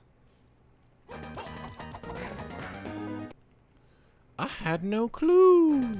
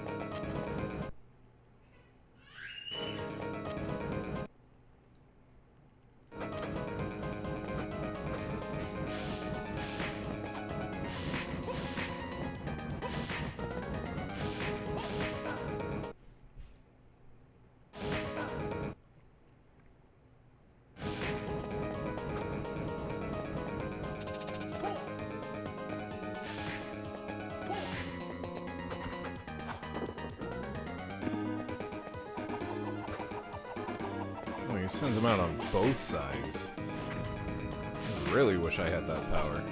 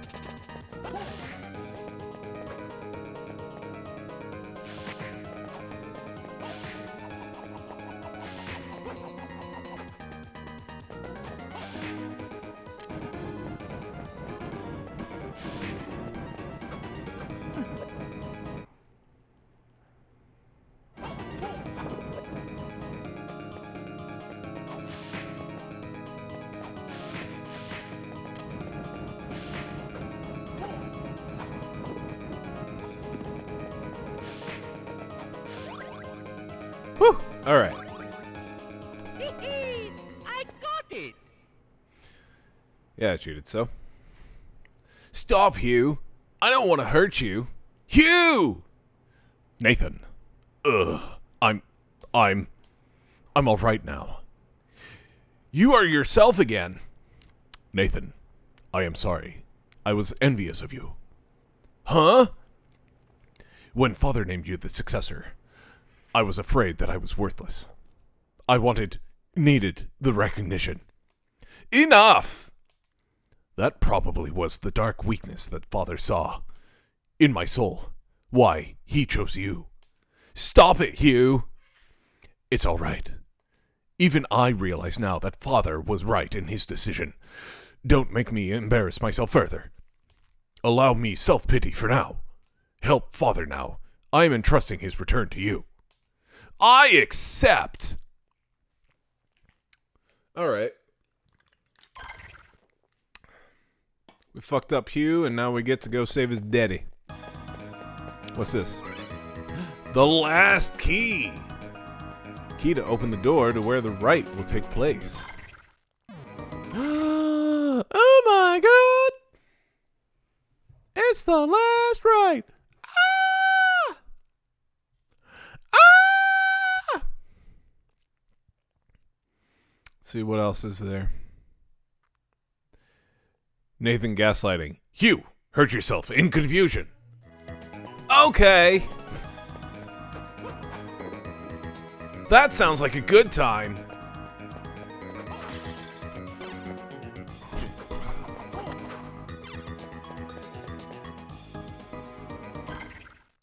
No. Time to stand still and gain some health.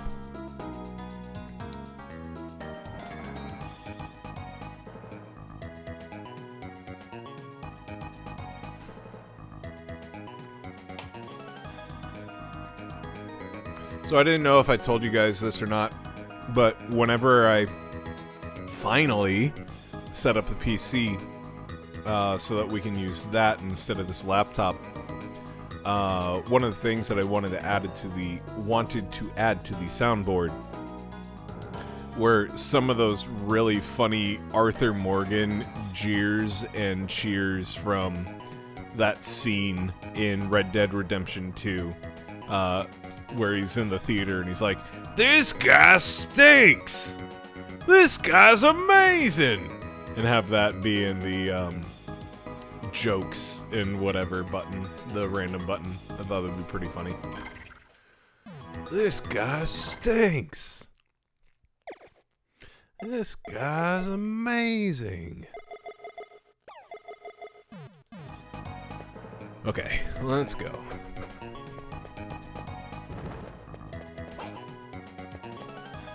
Hi, little girl. The last place that I need to explore is over there on the right. I also need to do the what's it called? Ooh, you know what I forgot to equip? This is fucking gold armor. Oh, it's not good. What? Why is the gold armor not good?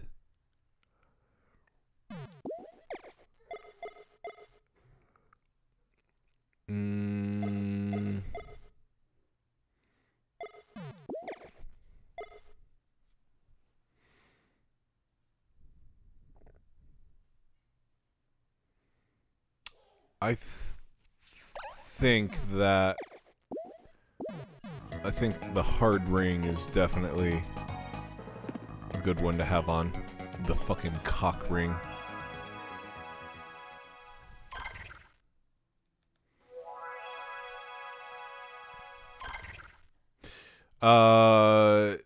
Toko, you know something I had a random thought or memory of recently that involves you?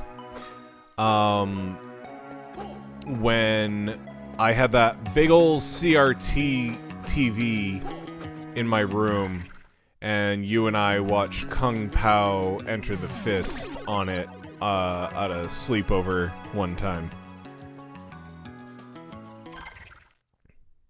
Man, I miss the days of just like sleepovers or whatever. Like, I know they're not called sleepovers when you're older, obviously, but it's still like staying the night at a friend's house kind of thing when you're older. I remember doing that frequently with my friend Suitcase back in the day, just staying the night at his apartment, and we would play a video game all night, and then just like in the middle of the night we would go and get some Taco Bell or something, and then we would go back and finish up whatever we're playing. And man, I miss this is really weird to say because Taco Bell is not good food, but I miss the days of being like, let's just go to Taco Bell and get some bean burritos for 99 cents and continue playing whatever fucking game we were playing. Resident Evil, Legend of Zelda, whatever. I still have random dreams where I'm sleeping over at your house, but it's empty. Really? I'm not gonna lie. I still have dreams about the upstairs playroom that you guys had. Because I feel like a lot of my core memories to certain video games are tied to your upstairs play area.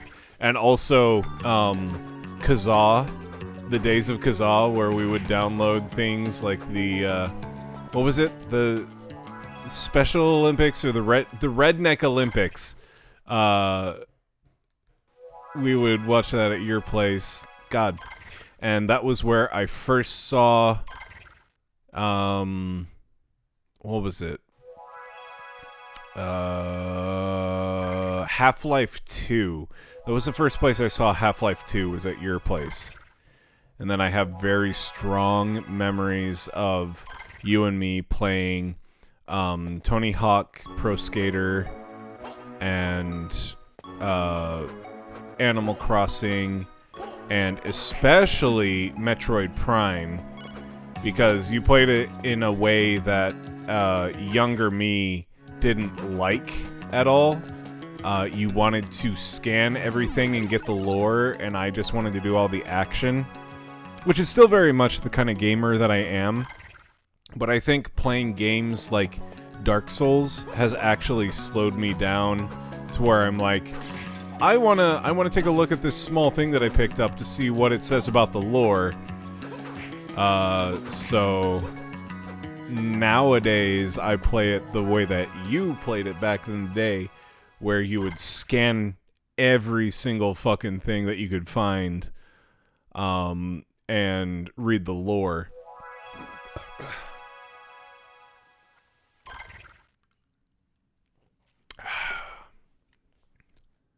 Kind of funny how that works out. Good memories of walking to Sonic. Yeah. Man, that feels like such a different time.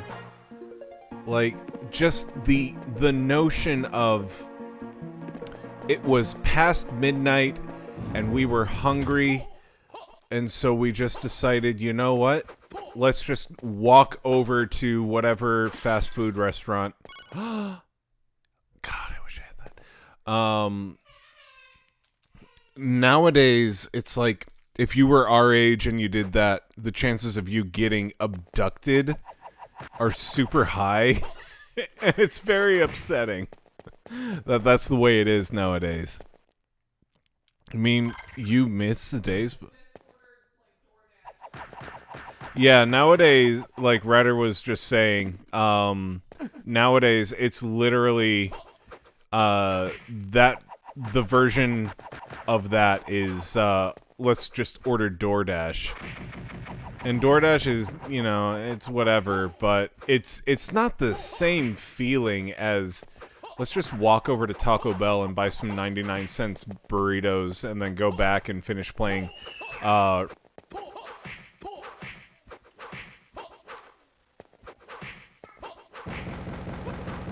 why is there no music here?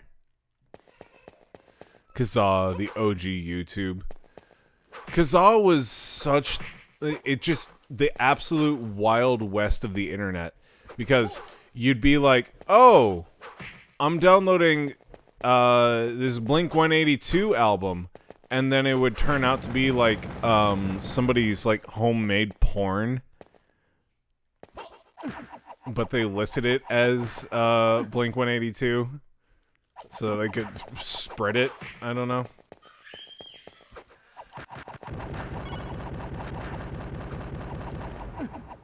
Kind of crazy. I mean, nowadays you got shit like the dark web and all that to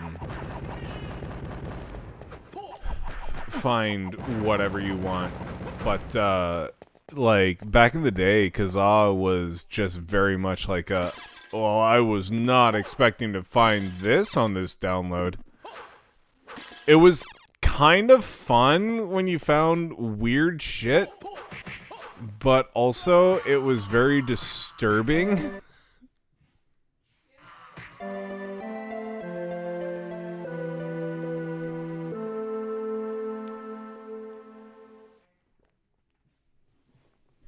Yeah, Ratter said that there were ways that you could tell if people were putting on the downloads things that weren't what they said they were. The easiest way to tell if a thing wasn't the thing that they said it was if you're downloading a CD and it's more than 100 megabytes or whatever, it was definitely a video. And usually, more often than not, it ended up being porn.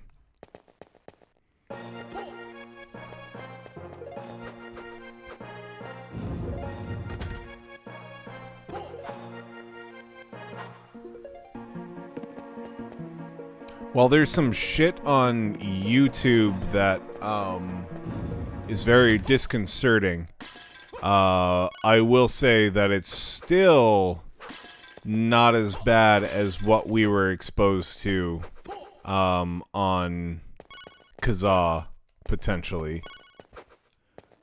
Depending on what video you stumbled across.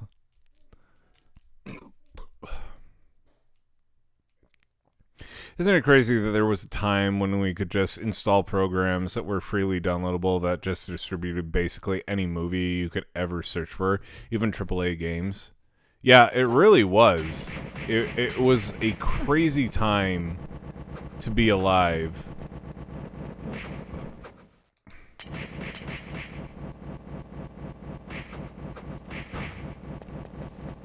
I would argue that that was actually the final era of the internet that was fun. Like, the things that we've been saying don't sound fun, but when you consider, like, the dead internet theory, and at this point, I think it's the dead internet fact, having things like that just pop up randomly on a downloadable program was so insane. But it happens so often, and you really had to be wary about what you downloaded, because everybody's aware of like what malware is and what spyware is and shit like that now. But back in the day, it was just kind of like, why isn't my computer running that well? Oh, what's a Trojan? You know, like shit like that.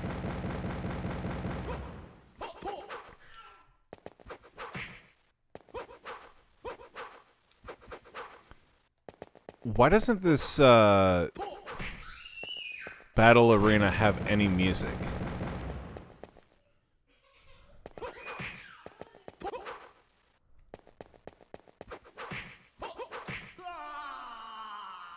Fuck.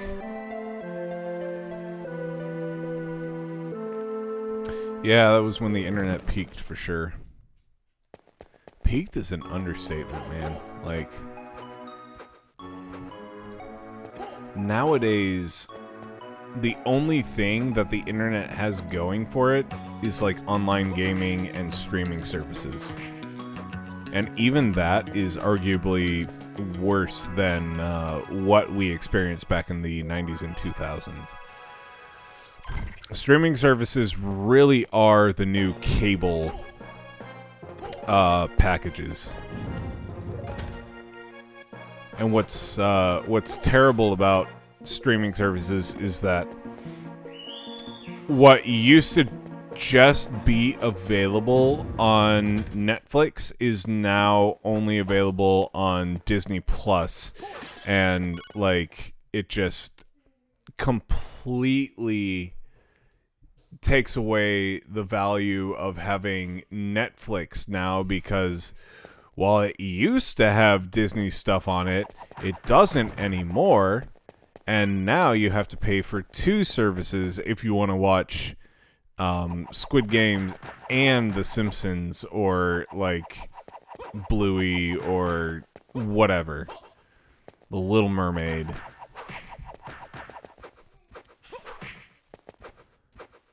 And that's, you end up paying more than you did for cable services.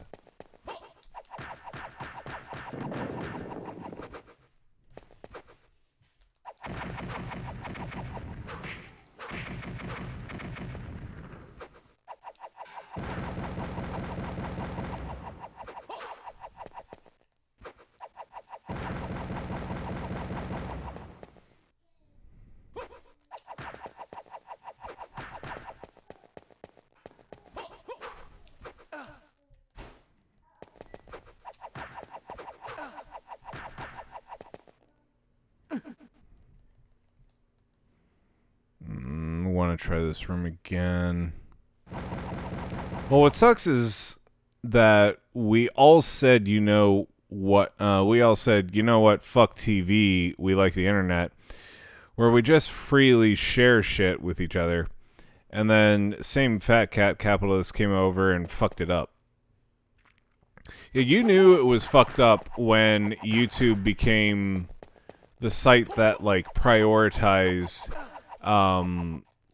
like television things, like late night with whoever, versus people that were doing funny things like Numa Numa. Like shit, you knew that things were on the way out when you looked at it like that. It was just like, I don't care about what Conan O'Brien is doing. I want to see what funny thing, I don't know, back in the day, JonTron was up to. I want to see these Game Grumps play a game. Nope. You get to see what Jimmy Kimmel's up to. You know?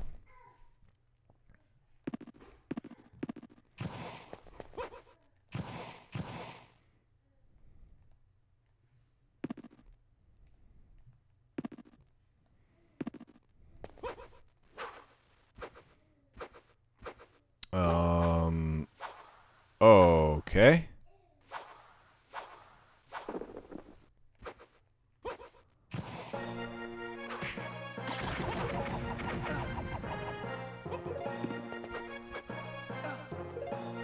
Where am I? What? Oh my god, that thing goes on forever. Fuck that. What? No, kill me.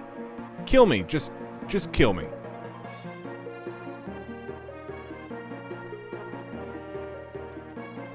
That's how long it goes on for? And it doesn't give you the opportunity to heal? No. They just did the same shit all over again, and then they made it so that if you ever tried to get around the rules they just set up, then they come after your ass. And they made it so that if the Game Grumps don't abide by the rules set up to favor corporate advertising networks, then they get booted off the platform so the fat cats can make even more money.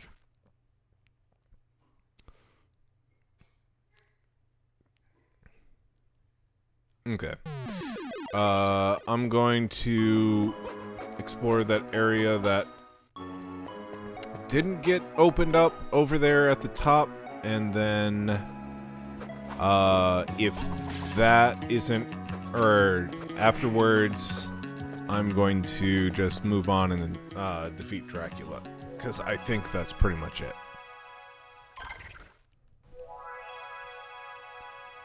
And honestly, if that's all that's left, then that's great.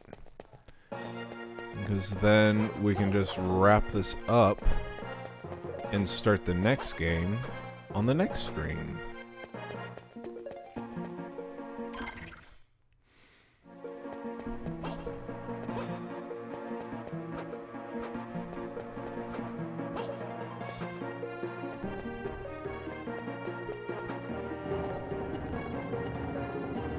Just think about how crazy it is that people basically just set up a space where they could say, do and say anything they wanted. And the corporations move in and start making rules about what they can and can't say here. Because since there are people existing in the space, they are entitled to use them for profits. Yep. That was what YouTube was. See, that's what's crazy. Is we're the last generation to know what YouTube looked like before corporate greed took over. Is that not insane? Is that not insane that Toko right now is playing F-Zero 99? Message him in Discord and see what he thinks about online streaming services.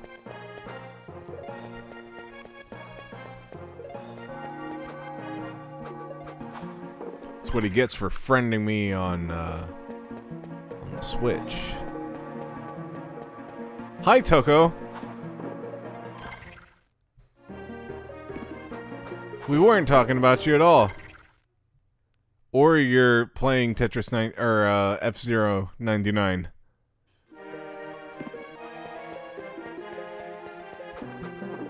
Oh, I was about to message your ass. Get him, Space. Get him. Get that boy. As I say to Banjo or recently Kaladin, get that boy. Go get him. Whenever I say, go get that girl or whatever to Banjo, he'll usually go, woof, woof, and then chase after Trinket. Whenever I say it to Kaladin, he goes, ah!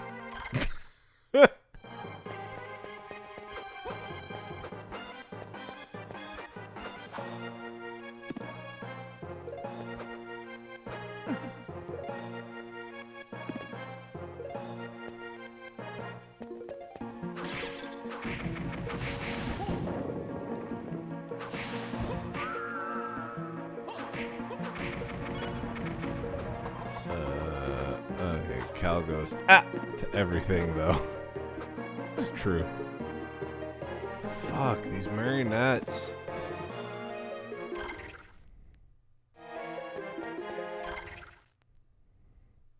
Oh, you know what? This is the exit for the fucking whatever. You know, the crazy thing is this will keep on happening no matter where people move to next. Corporations will follow them and throw money at the platform to transform it into investment. Just another wealth vehicle they can use to milk people for even more money. Yep. I mean, just look at TikTok. TikTok was supposed to be the new YouTube, and it became very much a corporate something or other.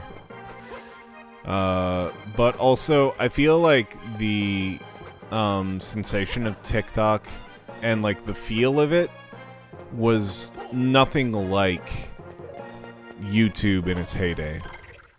I really wish Gen Z could experience what YouTube used to be like versus what it is now. Because they would see that TikTok is a really shitty version of what YouTube used to be. I don't know. Like, I know that my boomer is showing or whatever, but TikTok really can't capture the same joy that YouTube captured. It just can't. It's not the same. It would be more similar to Vine, but nobody knows what the hell you're talking about when you talk about Vine these days. Is the thing is like Vine was very much the early TikTok, but the caveat of Vine is that it would only allow videos to last like 10 seconds or less, something like that. TikTok allows them to last minutes if you want. So while it is a lot like while it resembles Vine, it's not 100% like it. It's just an approximation. And the only other social media thing that we can approximate TikTok to is everything has to be compared to everything else. Everything is a Souls-like. Every social media has to be compared to Facebook/Meta. Like, everything has to be compared to everything so the layperson can understand what it is a lot quicker than trying to figure it out on their own. And quite honestly, I don't like Vine. Or, I don't like TikTok. I've never used it, and the only way that I've ever used it was going through Reddit to watch a TikTok. And even then, it was just kind of like, I feel like I'm watching a YouTube video, but in short form. And that's fine, but I don't feel like it's nearly as satisfying as a thing like YouTube. It's like long-form content consumption. Okay. We're going to go over here, and we are going to ruin Dracula's day. The ceremonial room. Well, at this point, venture capitalists activities scope out new and upcoming platforms so that they can get their tentacles into it right from the word go. Problem is, they don't know, just like what we were talking about earlier, we don't know what is actually going to be worth getting your tentacles into. You have done well to come so far. Master! Impeccable timing. The time for the rite is upon us. Your soul will become ours as well. Not if I can help it. Master, are you all right? What an emotional display. But don't fool yourself. Even you must have darkness upon your soul. What? To be superior, to be honored for your singular accomplishments, to be loved by all, to get the glory, even at the expense of others. That is what your friend craved. I just increased that desire, that power. You despicable blight! How dare you toy with his soul? I'll get you for that! Strong words there, Nathan.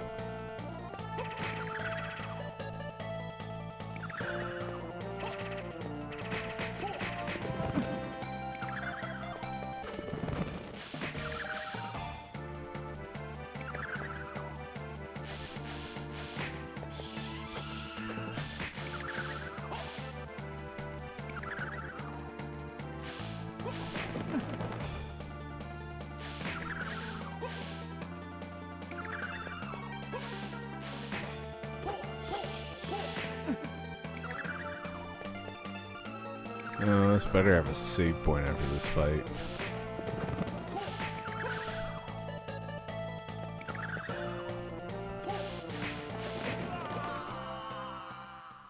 Well, that wasn't good. That's fine.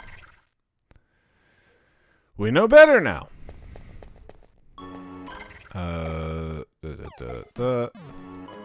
Let's do that. Save point. Hi, little girl.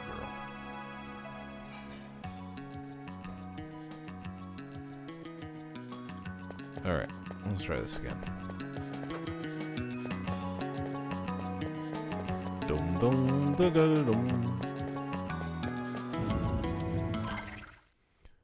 In here, down, okay.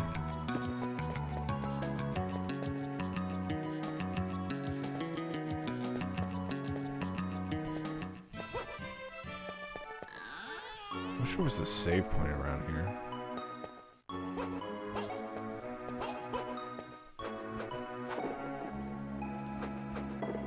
You know what? I wonder if there's a thing over here. Nope. Nope! Alright. Blah blah blah, Dracula speech.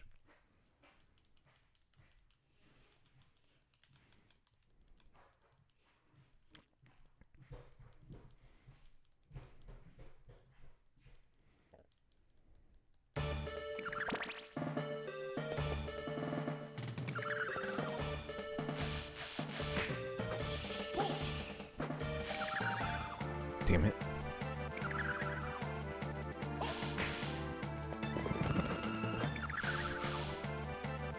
Can only get one hit in whenever he appears.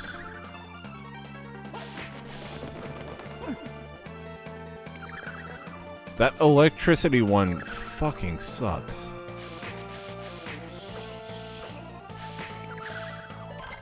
You know what? Let's do Neptune and Thunderbird.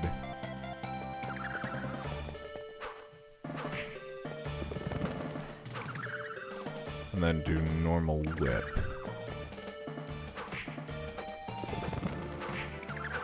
Okay.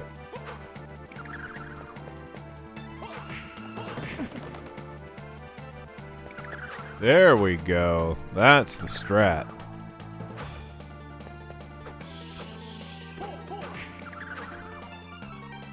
Just absorb the lightning and miss all the other stuff and we're good.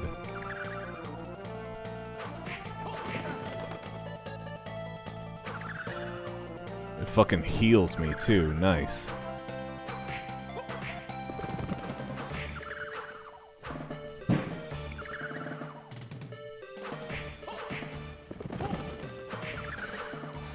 That's the way we do it.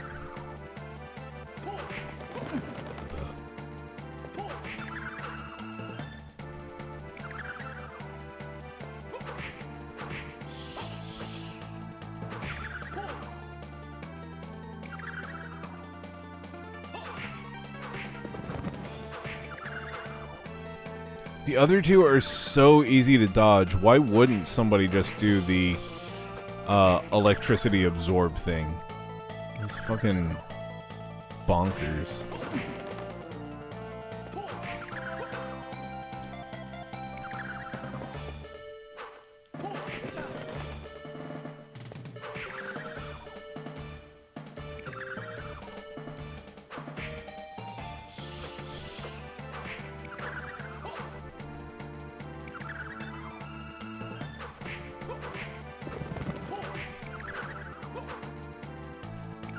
This is a pretty good strat. Doesn't do anything except level me up. Hell yeah, baby! Fuck you, Drac.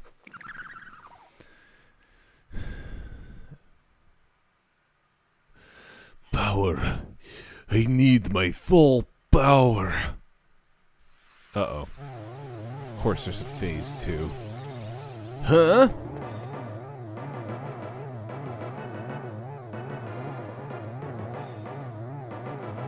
Chase him! Don't let him escape! Urgh!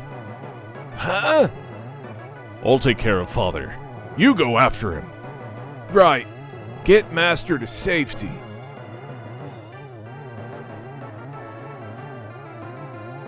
Nathan, banish Dracula, and then make sure you get out. I will!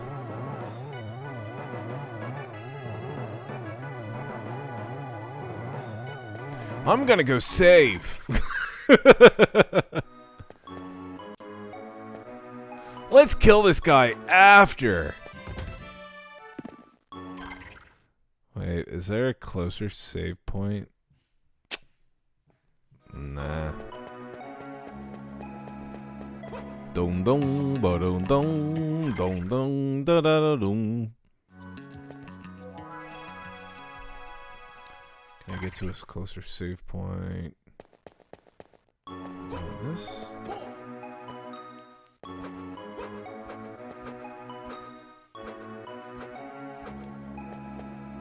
Dum dum ba dum dum ba da da dum.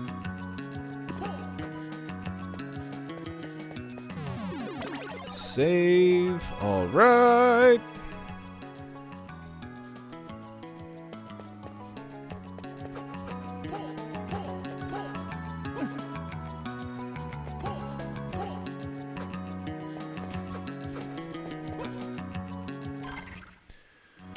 Okay, now would probably be a good time to do something that actually does damage, but I don't know what Dracula is going to be weak to. Let's see.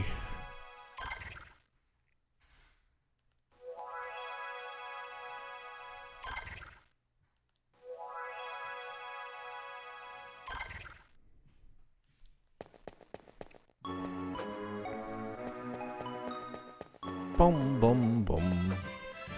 Ba da da.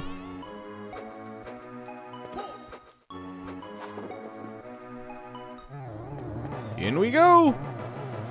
Whee!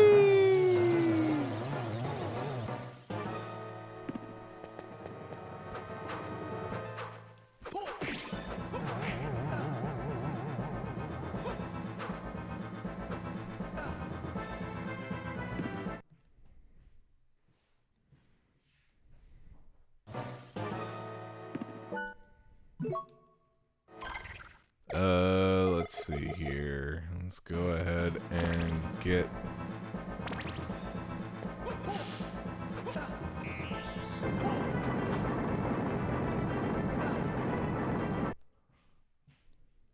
Damn, Dracula been hitting the T-virus. For real.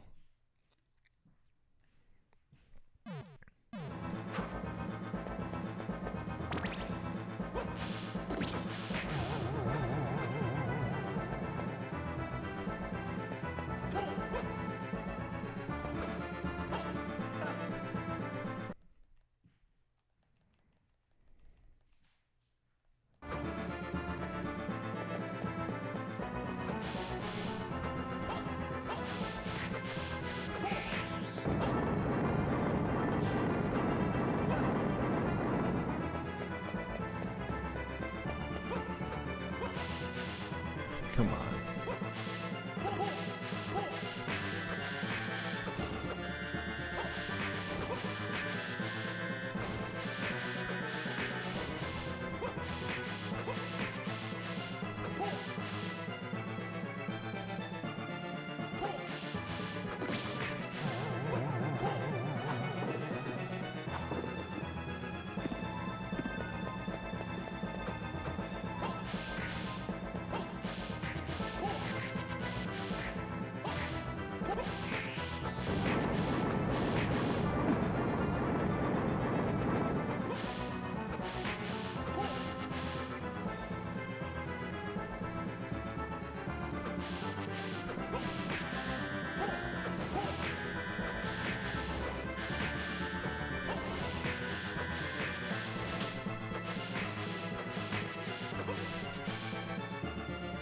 Oh, he moves quick.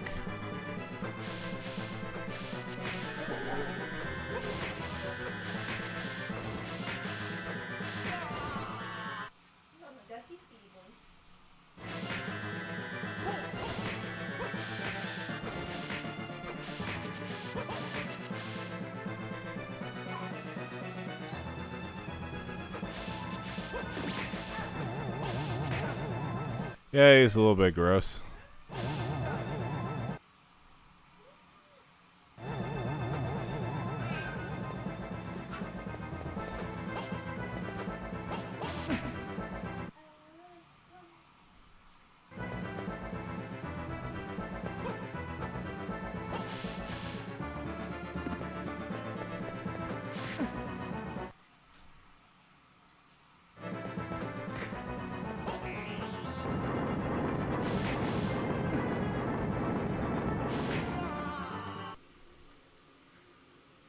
Wow, this guy is like no joke.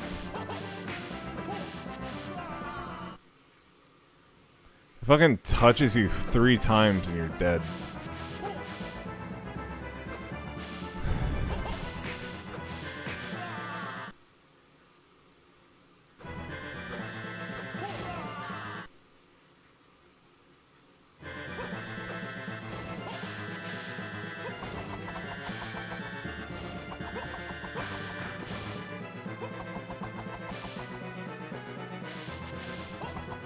Dracula Ridley. Basically.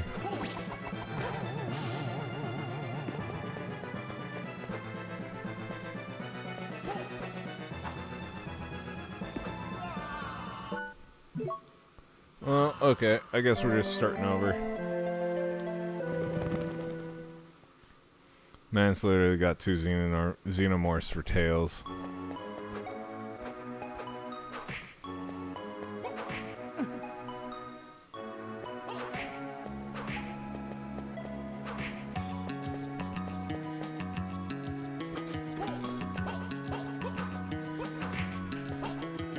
Oh, hi, Cal.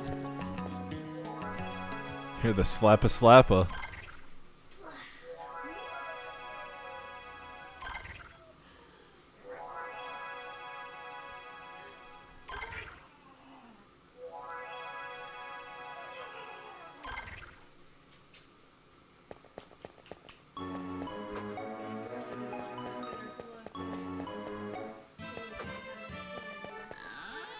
He just did not like the shrimp. I don't know what it was. Nope. Okay, let me see here just 1 second. You do. Make sure you're done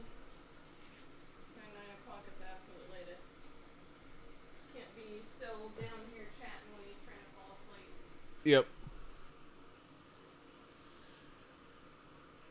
Along with full supply of hearts. The only weak spot is once the eye opens from across, throw 3 boomerangs into it, then prepare 3 attacks. Wait. Reddit, easy manageable way to beat Dracula form.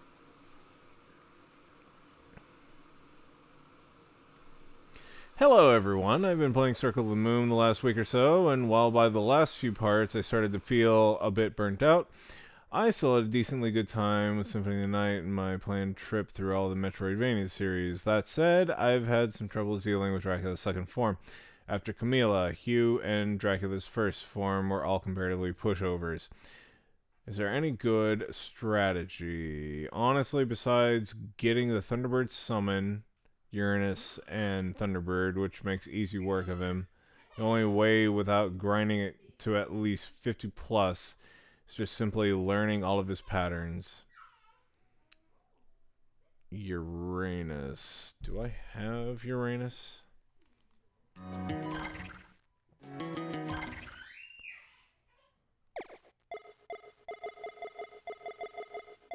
I did not.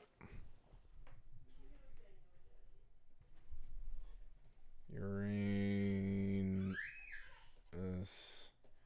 card. Circle of the Moon. Who's got this?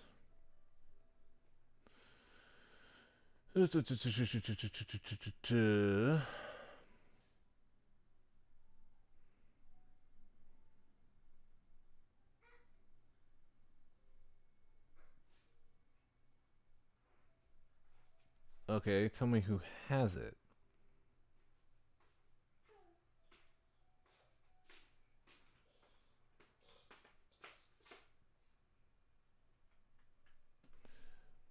Scary candle. Naked baby. Baby butt. Baby butt.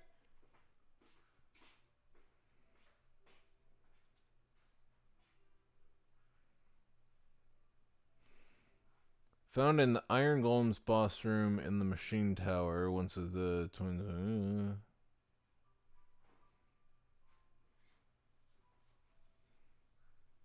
Iron Golem's room.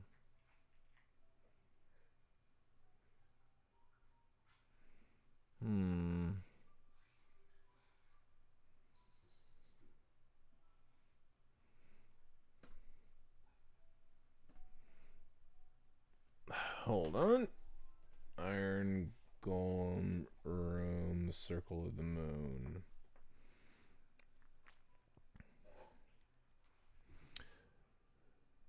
It's very top and left side of the area, accessible by slashing a wall on the ledge.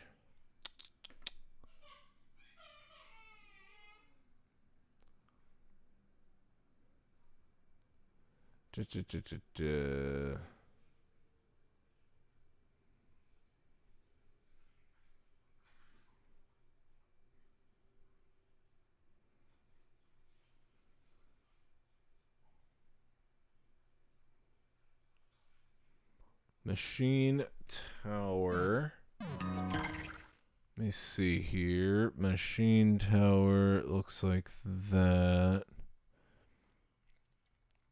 Okay.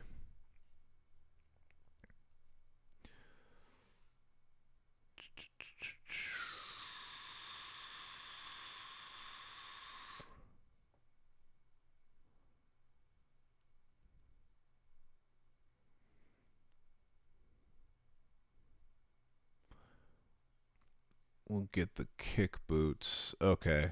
Okay. So it looks like that's where I gotta go.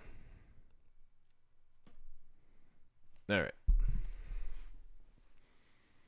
So we are going to go get the Iron Golem room and get that fucking card. Diddle-diddle-doo-doo-doo. Diddle-diddle-doo-doo-doo. Diddle-diddle-doo-doo-doo. Dum dum ba dum dum dum dum ba da da doo. It's in this room over here.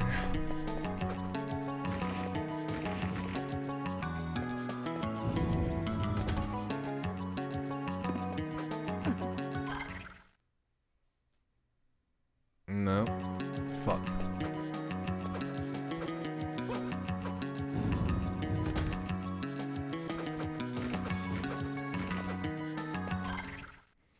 Okay, up here. Started watching a Paramount show on Netflix. And what show was that?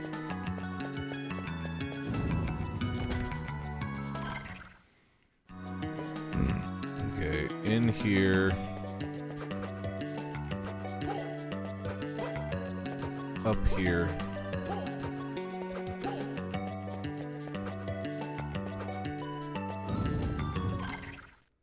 And then straight up.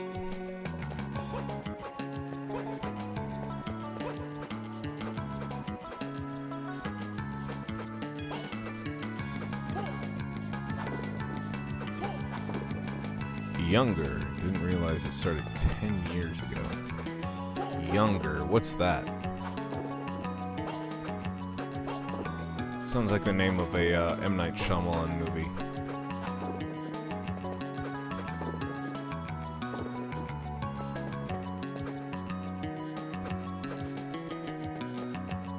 Not so young anymore, huh?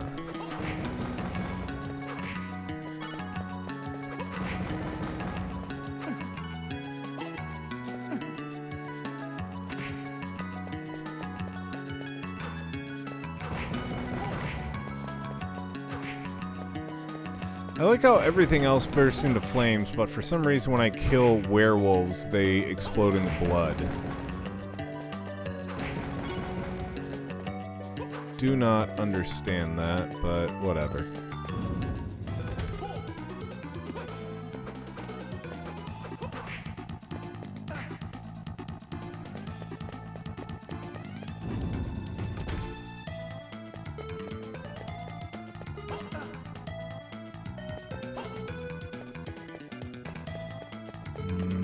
I think this should be it coming up. Oh, let's save.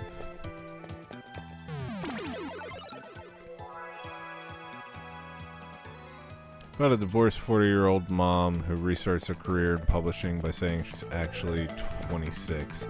She's able to pull it off?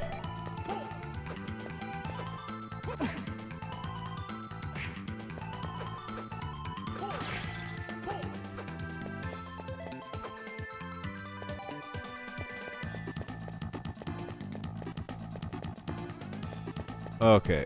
Okay, so this is it. So now we need to get Venus. That.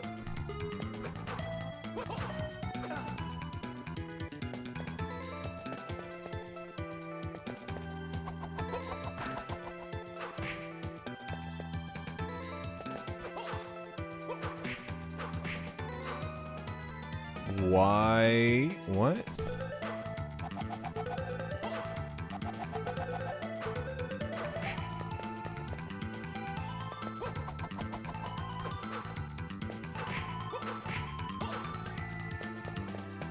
No? What?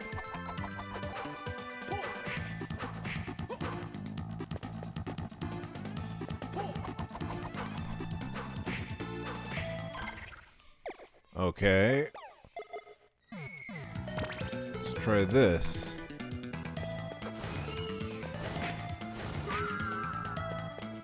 Alright.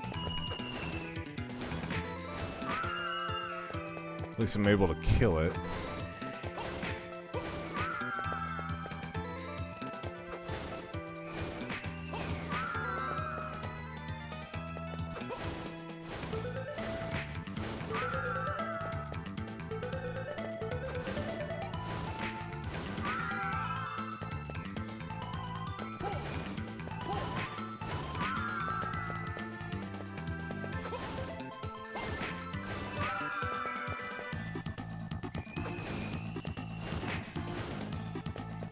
Damn, what happened?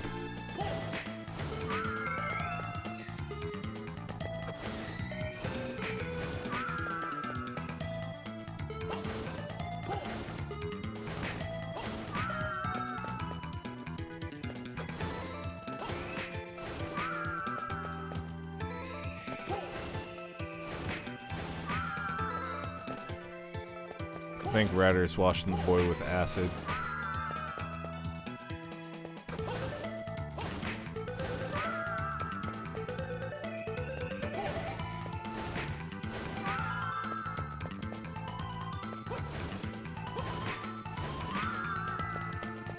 This is going to be worthwhile, trust me.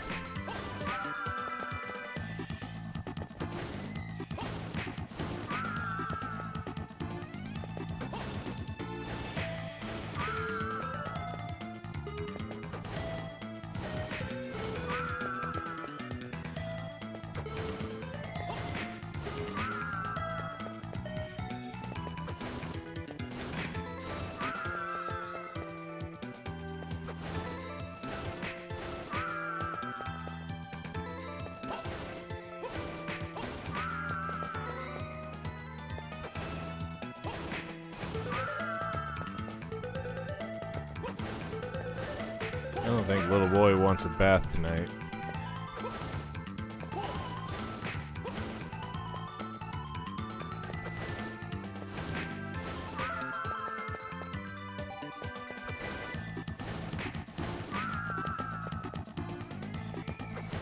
Come on, just give me that damn card. This is easily the worst part of this game. At least the Game Boy Advance collection lets you know that this is the creature that'll give you a card if you grind it. Can you imagine doing this and not knowing this is a creature that would actually give you the card you're looking for?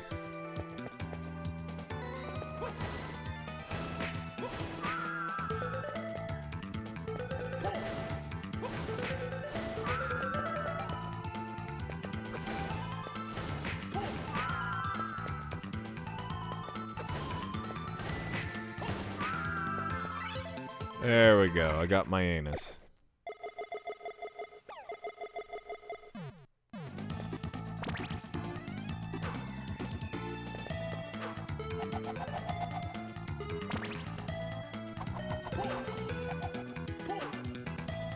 Well, how do I activate it?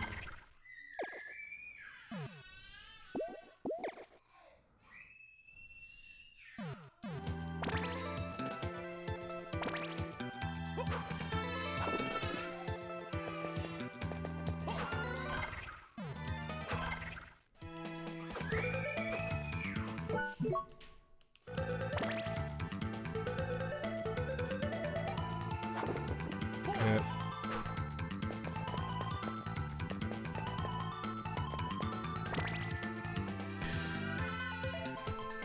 Alright, y'all. We will finish up Circle of the Moon on the next go-around. Little boy's needing to wind down, so I'm just going to go ahead and wrap this up now. Ryder will be back on Monday, be playing more Persona 5, and we will beat Circle of the Moon on Tuesday. So until next time, night-night, don't let the colic bite. Good night, y'all.